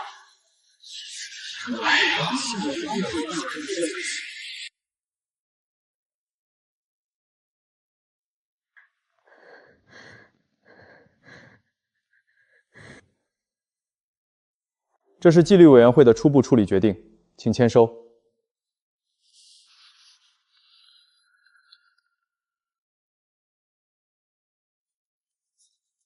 暂停执业半年，这只是初步结果。2人合谋剪辑录音、误导司法的证据已经非常充分，没有任何转圜余地。是魏明成让我教的，他说剪辑手段查不出来，他能搞定。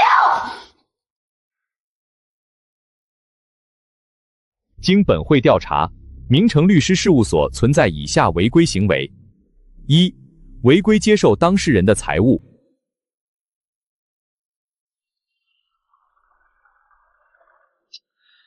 魏明成啊，暂停执业6个月，这算是被钉在耻辱柱上了。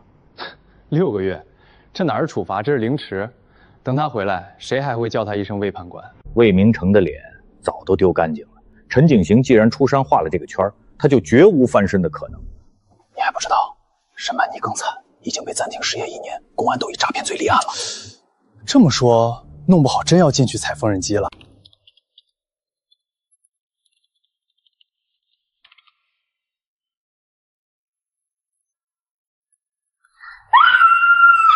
中了！报应来了！律协公告出来了，沈梦妮暂停执业1年，她彻底完了，团队散了，名声臭了，还被调查诈骗。轻点儿，我要被你咬散架了。我真是高兴，你受了委屈，总算看到对方遭报应了。1年足够让野心变成泡影。季于礼这招围点打妖玩得厉害，不直接杀，慢慢折磨才是真正的狠角色。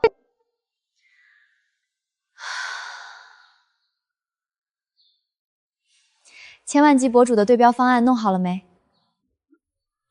我的江总大姐，这时候还谈工作，该开香槟庆祝好不好？看见没？律协的公告，人渣彻底凉了，这就是跟我们作对的下场。宁姐，也牛批！江晚家这律师是神仙吧？这操作也太秀了！我看呐，阎王爷勾生死簿都没这么快，这律师是带着尚方宝剑来的吧？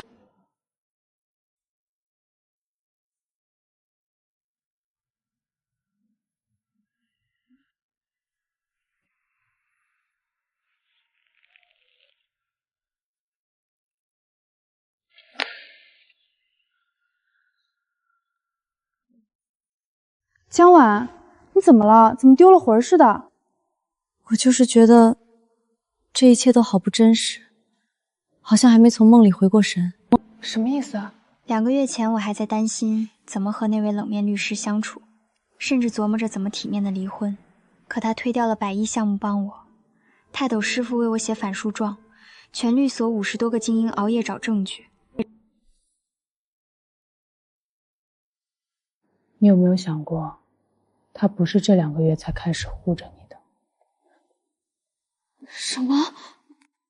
曹宁。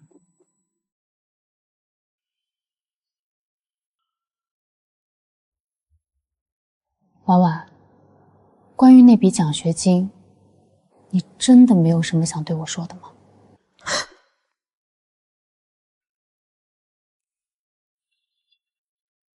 这笔奖金是正和律所赞助的，指定发给历史系，名额只有1个。辅导员当时说，是正和律所指定的，用途是……正和律所从不扶贫，你以为的破格录用，不过是他们早就设好的局。你大4那年的实习，真的是巧合吗？墨染服饰，海城最大的服装公司。江婉女士吗？我们是墨染之墨染服饰人力资源部，之前的岗位有了空缺，请问你还愿意入职吗？我明明面试被刷了，是 H 突然打电话说有人放弃了名额，还能有谁？那位季大律师亲自动的手，安排个入职，对他来说不过是签个字的事。我论文的导师，他是系里出了名的灭绝上台，有师姐因为他3年都没毕业。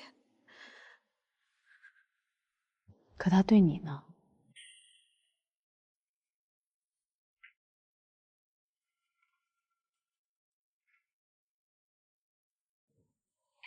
你的开题报告很有深度，不用改了，直接准备答辩吧。我当时真蠢，蠢到了家，我居然真的以为只是导师心情好。你以为你那4年过得很普通是吧？其实一点都不普通，只是有人把所有不普通的事儿都提前替你摆平了。你能普普通通的过日子。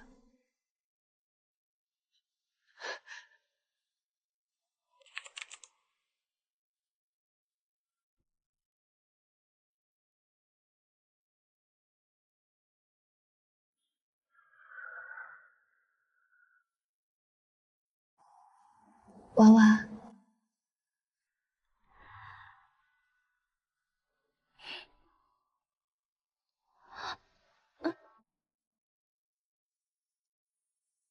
我欠你的，我会用1辈子还。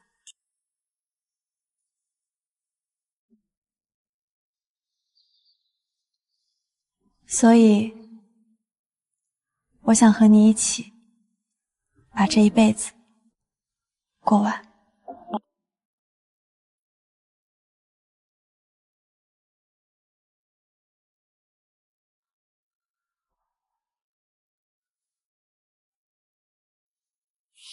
行啊你，藏得够深的啊。是啊，我喜欢他，很喜欢。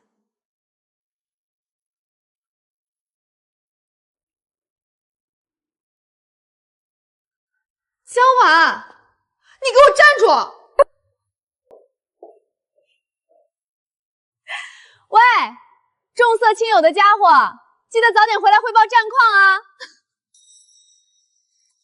知道啦，你也别忙太晚，记得吃饭。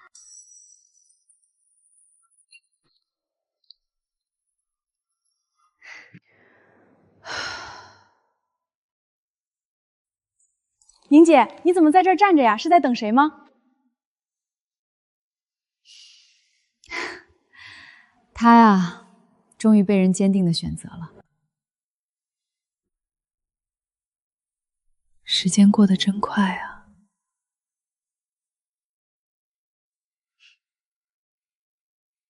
原来被爱真的能让人脱胎换骨。这个含盐量太高，鱼里不喜欢太咸的。这个添加剂太多，味道不纯。这个牌子上次他说还不错，口感比较醇厚。姑娘，挑得这么仔细，给老公做饭呐？嗯，现在的年轻人肯这么用心下厨的不多了，你老公真有福气。不，是我有福气。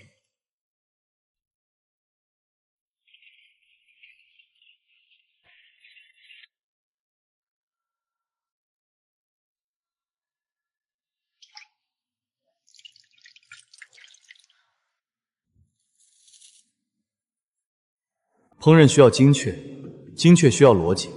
糖色炒老了半秒，肉质的苦感会破坏整体的平衡。知道了，季大律师，不就是7分标准吗？今天非得给你冲到8点不可。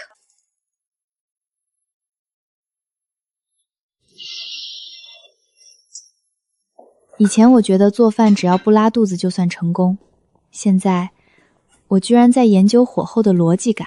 7分是可以吃的家常菜，8分是饭店水准。上次那道虾仁他给了7分半，说了一句可以。今天这道排骨我看你怎么评。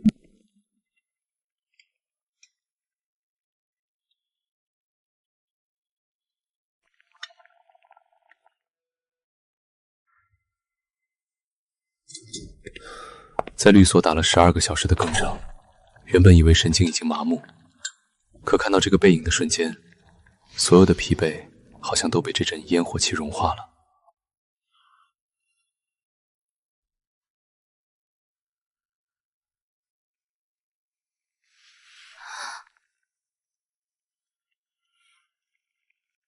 回来啦？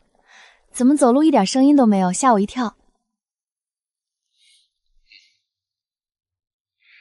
先去洗手换衣服，排骨正收汁呢，冬瓜汤马上就好。排骨焦了。没有焦啊，我一直盯着火呢，刚才尝了味道刚……骗你的。季虚礼，你可是海城最有声望的大律师，律师的职业道德第一条就是诚信，你居然当众……不对，当家说谎。在法庭上我不说谎，但在家里逗太太开心属于律师的法外通宵权。开玩笑，是基于双方同意的虚假意思表示，与恶意欺诈有本质区别。所以你的意思是你骗我还骗出道理来了？根据通说，戏谑行为因缺乏效果意思，不具备民事法律行为的构成条件。所以，根据民法典种则编的相关规定，我的行为完全构不成不诚信。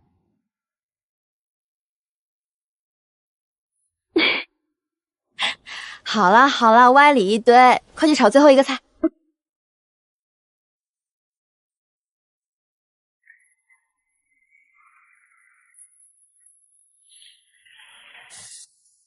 看他做饭，竟比看任何风景都让人安心。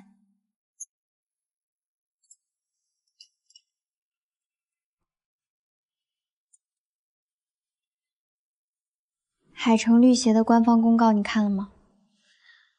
程律在公告发布的第一时间就超前我了。沈曼妮被判处暂停职业1年，1年只是行业处分起步，等诈骗罪名立案后，他面临至少3年刑事处罚。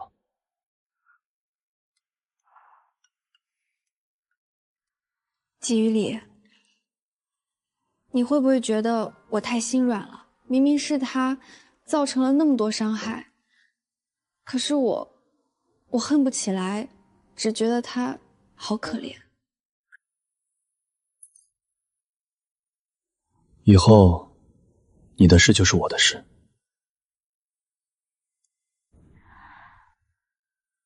我季雨良护着的人，没人能碰。以后家里的事儿，我主外，你主内，就这么定了。这人到底是怎么做到用这么严肃的语气说这种话的？于理，我看你最近总是在忙，我也想帮你分担一些，可以吗？你，我怎么了？是我哪里做的不好吗？等待便是分担。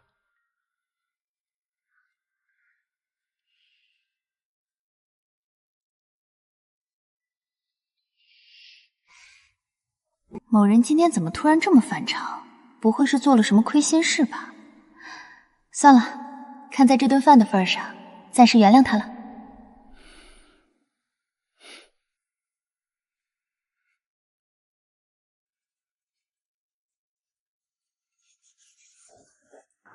我的天，这也太贵了吧！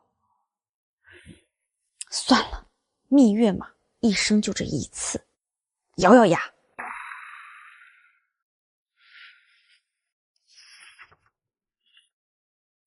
想去这里？我是想定这里，但不知道你有没有时间。定好了。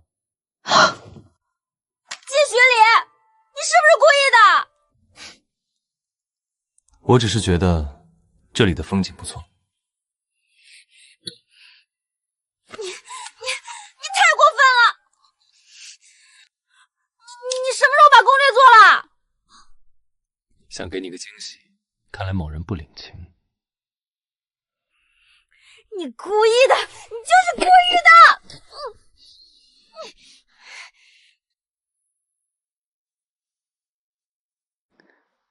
疼不疼？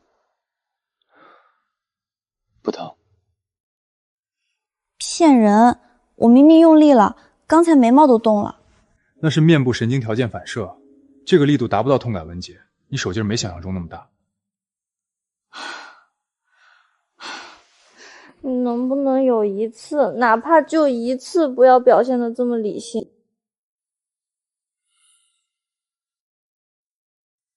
不能。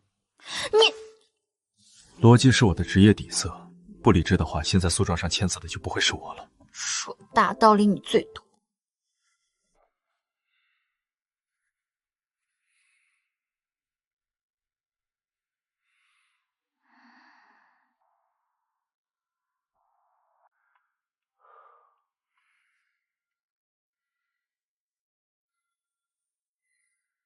睡吧。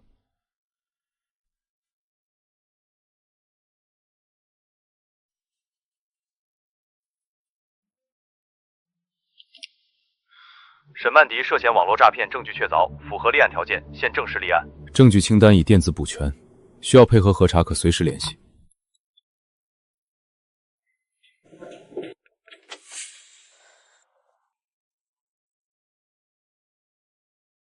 我有律师执照，你们不许随便进门。你涉嫌网络诈骗，请配合我们带走电脑与银行资料。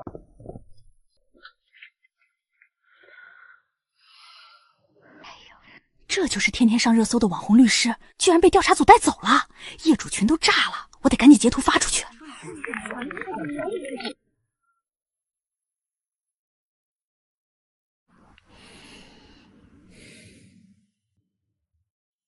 是不是在想沈曼妮的事？你怎么知道？你又没睁眼。从11点到现在，你翻身超过了5次，根据观察，心事很重。你连翻身次数都数，职业病也太严重了吧？第6次了。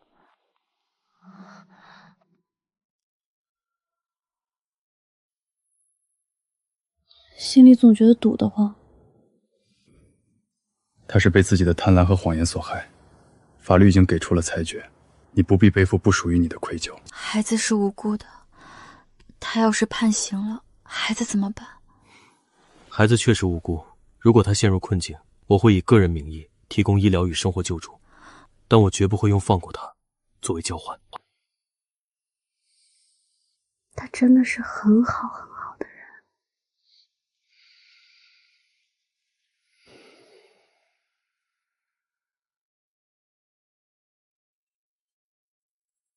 沈曼妮的资产已全部冻结，她的副手也已全部倒戈。意料之中，下班前补全证据链，否则不谈交易。这种小案子不需要我出面发声。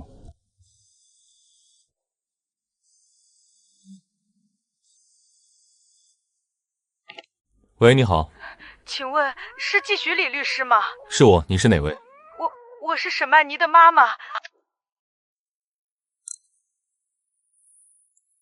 季律师，是我女儿做错了事，该关该办都是报应，我不敢求您放过她，我就提一个请求，季律师，求您给孩子留条活路吧，他天天问妈妈去哪儿了。孩子是无辜的。媒体报道是舆论自发，我不能完全控制。我和太太都不会主动向媒体提供任何与孩子有关的信息。季律师，谢谢您，我给您磕头了。你女儿涉嫌诈骗的证据已经闭环，如果主动退赃退费，可以争取量刑酌情考虑。这是她目前唯一的减刑机会。谢谢你，你是个好人。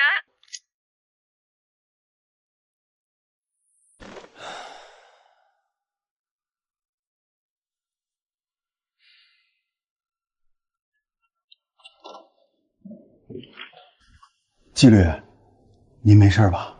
没什么。联系沈曼妮的辩护律师。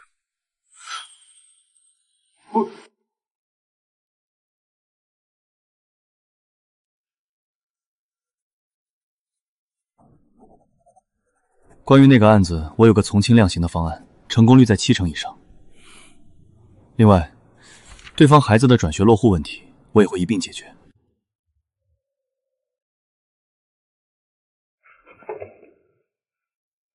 季雨林，你疯了吗？沈曼妮她明明涉嫌商业欺诈、转移资产，你居然要保她！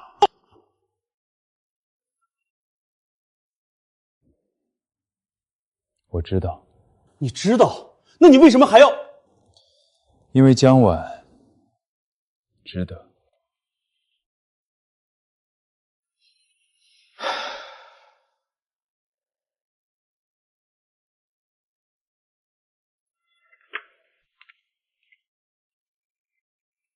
这家伙永远一副生人勿近的样子。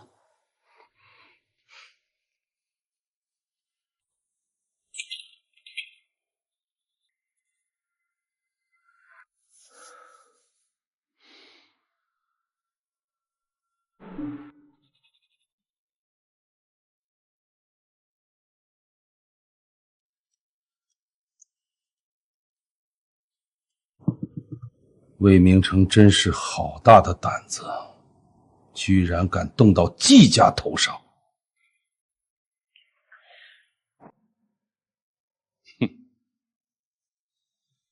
发声明，终止全部合作，1分违约金都不给。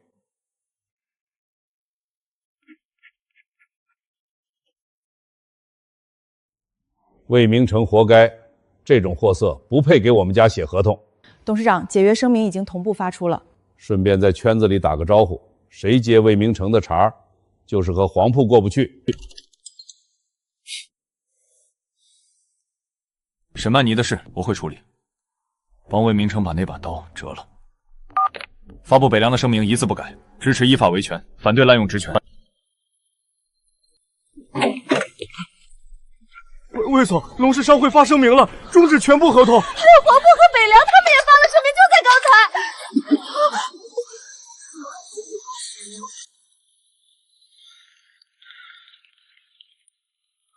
全海城大佬都联手了，季徐礼要我的命。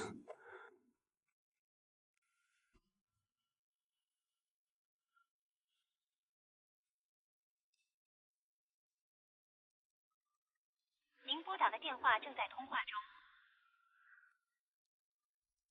您拨打的电话已关机。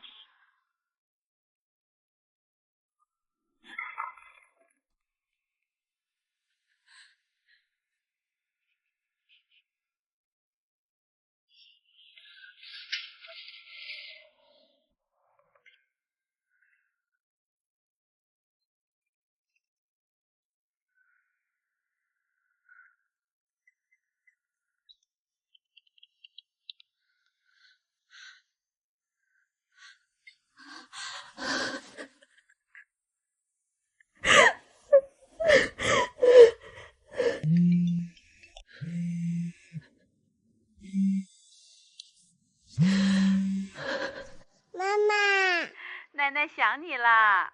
宝贝，妈妈也想你。今天有没有乖乖听话呀？楠楠，你脸色咋这么差？别太拼命了，钱够用就行。知道了，妈。外面有人说不好听的话，但妈知道你不是坏孩子，有事就回来，妈帮你。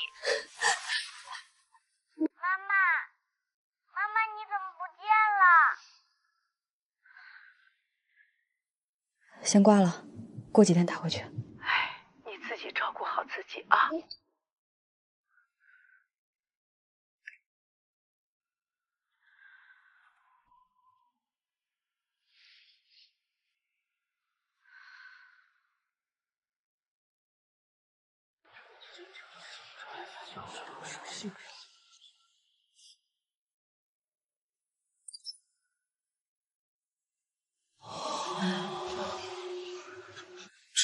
这怎么可能？唏嘘，这是顾老亲传手笔，连官播都转发了，彻底查无此人。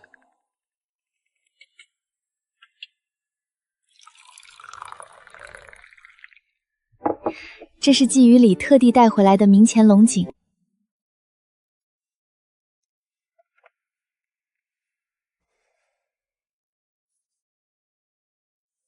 你也看到朋友圈那张照片了，全法律圈都在传您画的乌龟呢。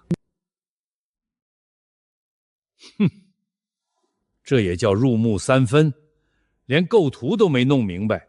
可是爷爷，大家都在夸画的入木三分，把那个人的处境形容的绝了。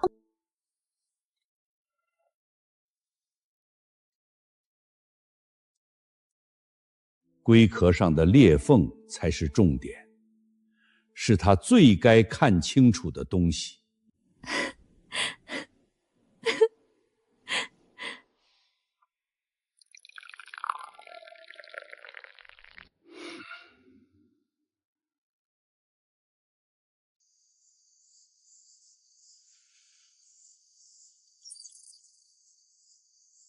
目前网上的转发量已经超过了10万，相关话题的阅读量也在持续上升。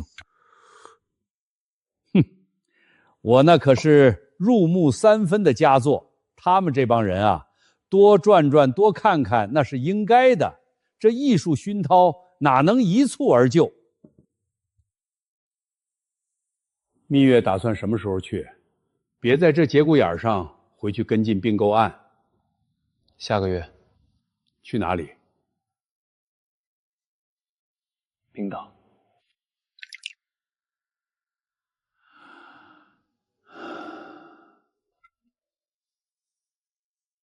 冰岛啊！30年前啊，我和你生去冰刀度蜜月。那时候冰刀荒凉得很，没几个中国人。你都想不到，他那时候。你师娘啊，平时看着端庄，一看到火山喷发，激动得满地乱跳，嗷嗷叫。我在旁边拉着都拉不住，真怕她一头跳进去。陈老，真没想到还有这样可爱的经历。我这一辈子记了几万条法律条文，唯独那趟冰岛的阳光，到现在都觉得烤得手背疼。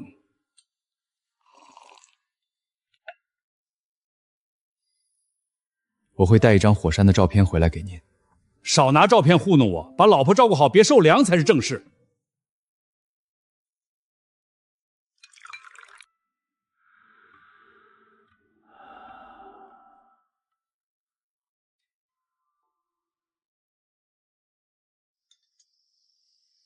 陈爷爷，您和奶奶的感情真像初恋似的，好让人羡慕呀。初恋，那都是多少年前的事儿了。现在啊，就是个老麻烦精。第一条，吃饭挑食，只吃菜不吃肉。爷爷，您这是在办案还是在告状呀？不过我跟雨林可不一样，我呀就乐意惯着他。小季是嘴上一个字不崩，心里装的全是事儿。我跟他可不一样，我要是喜欢一个人，嘴上得站着，心里也得全站着。爷爷，您平时心里都在想什么呀？想你奶奶，想了一辈子了，还在想。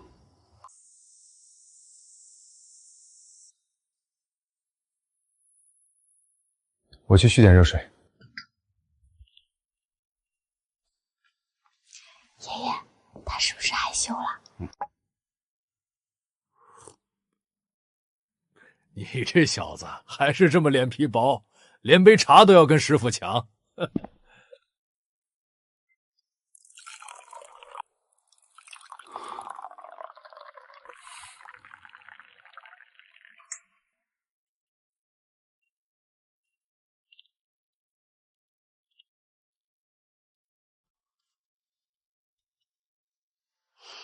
师傅说的太准了。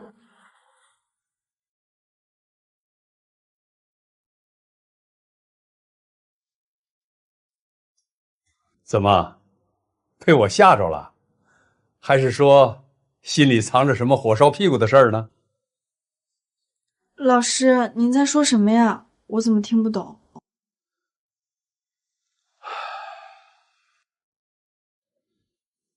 他说，往后我护着你。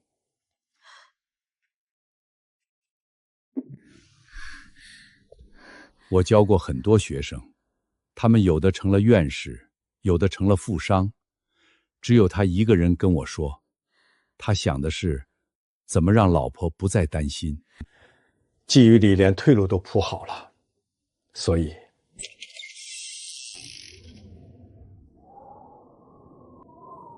你这丫头命好，嫁对了人。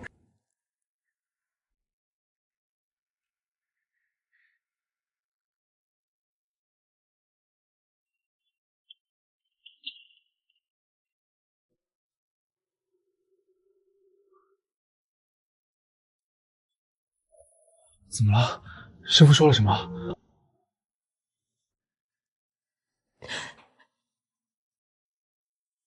师傅说你昨晚打电话了。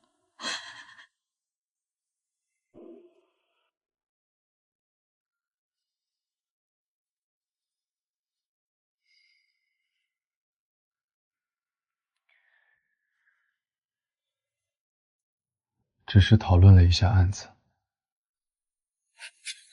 案子，再肉吧，继续刮。那不过是对风险评估。嘉婉，陈述事实是法律人的基本素养，并不是你以为的那种话。什么事实？你到底爱不爱我？季律师，你现在是不是在心里起草一份长达万的告白书？陈述完毕。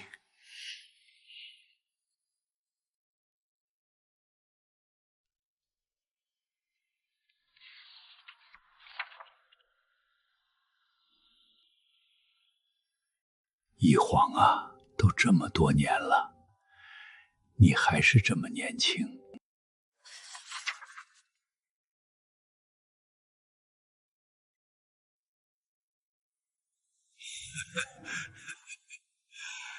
快看，这就是地球的脉搏。你慢点儿，风大。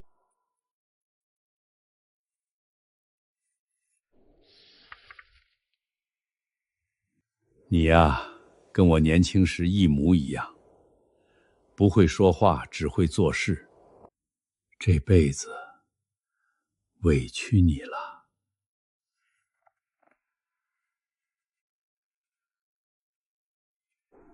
今天啊，我跟江晚说起冰刀了。徒弟嘛，就是自家的孩子，受了委屈，爹妈总得出面撑着。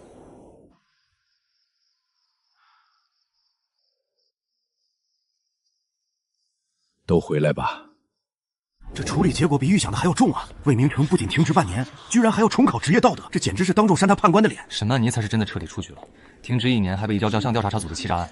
他那间办公室听说下午搬家了，真是墙倒众人推。要怪就怪他动了季雨图的命门，原来还有全身而退的道理。江晚，对不起，我知道这3个字什么都弥补不了，但我想告诉你，你嫁给了一个托付终生的男人。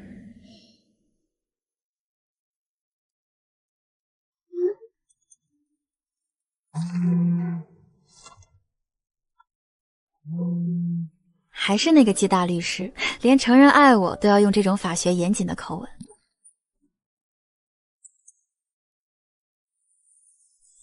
他给我的从来不是婚姻这个形式，而是他全部的全部。季雨里，余生这本合同，我会陪你好好履行。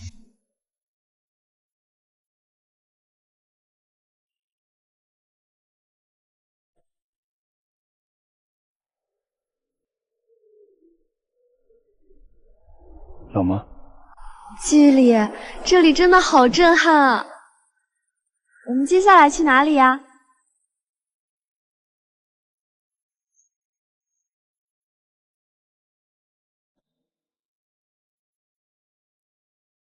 明天早上9点去看火山。真的吗？那我们能看到真正的岩浆吗？太棒了！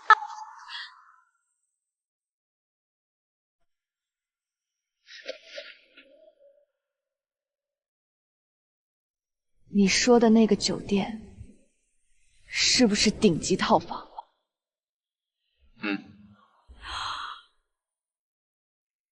多少？没多少。没多少是多少？你今天必须说清楚。1200万欧元。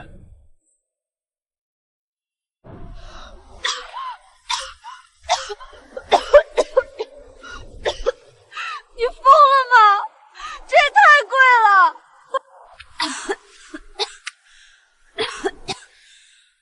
出来一趟不容易，蜜月旅行值得。值得什么呀？这钱留着咱们过日子不好吗？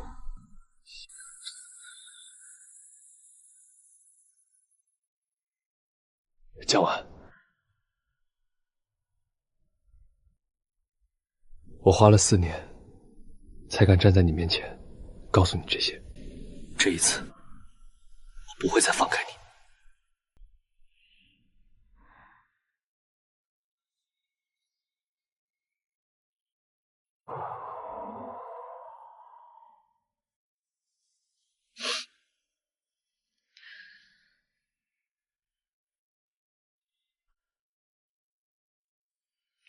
还好，有你在。我只是不想玩，我只是不想让你误会。季许礼，你怎么这么可爱啊？好啦，我知道了，我们快走。喂，走快点呀！前面左转是餐厅，预定了靠窗的位置。哟，季老师什么时候这么贴心啦？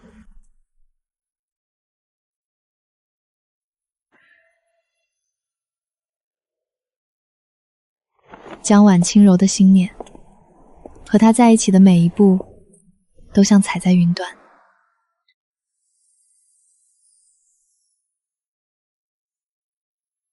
你这个骑士怎么和故事里的不太一样呀？别人都在拯救世界，你怎么只会整理围巾啊？第一，传统骑士骑马，你骑共享单车；第二，传统骑士救公主，你帮我扛水桶；第三，以后的每一步，我都陪你走。原来这就是归宿。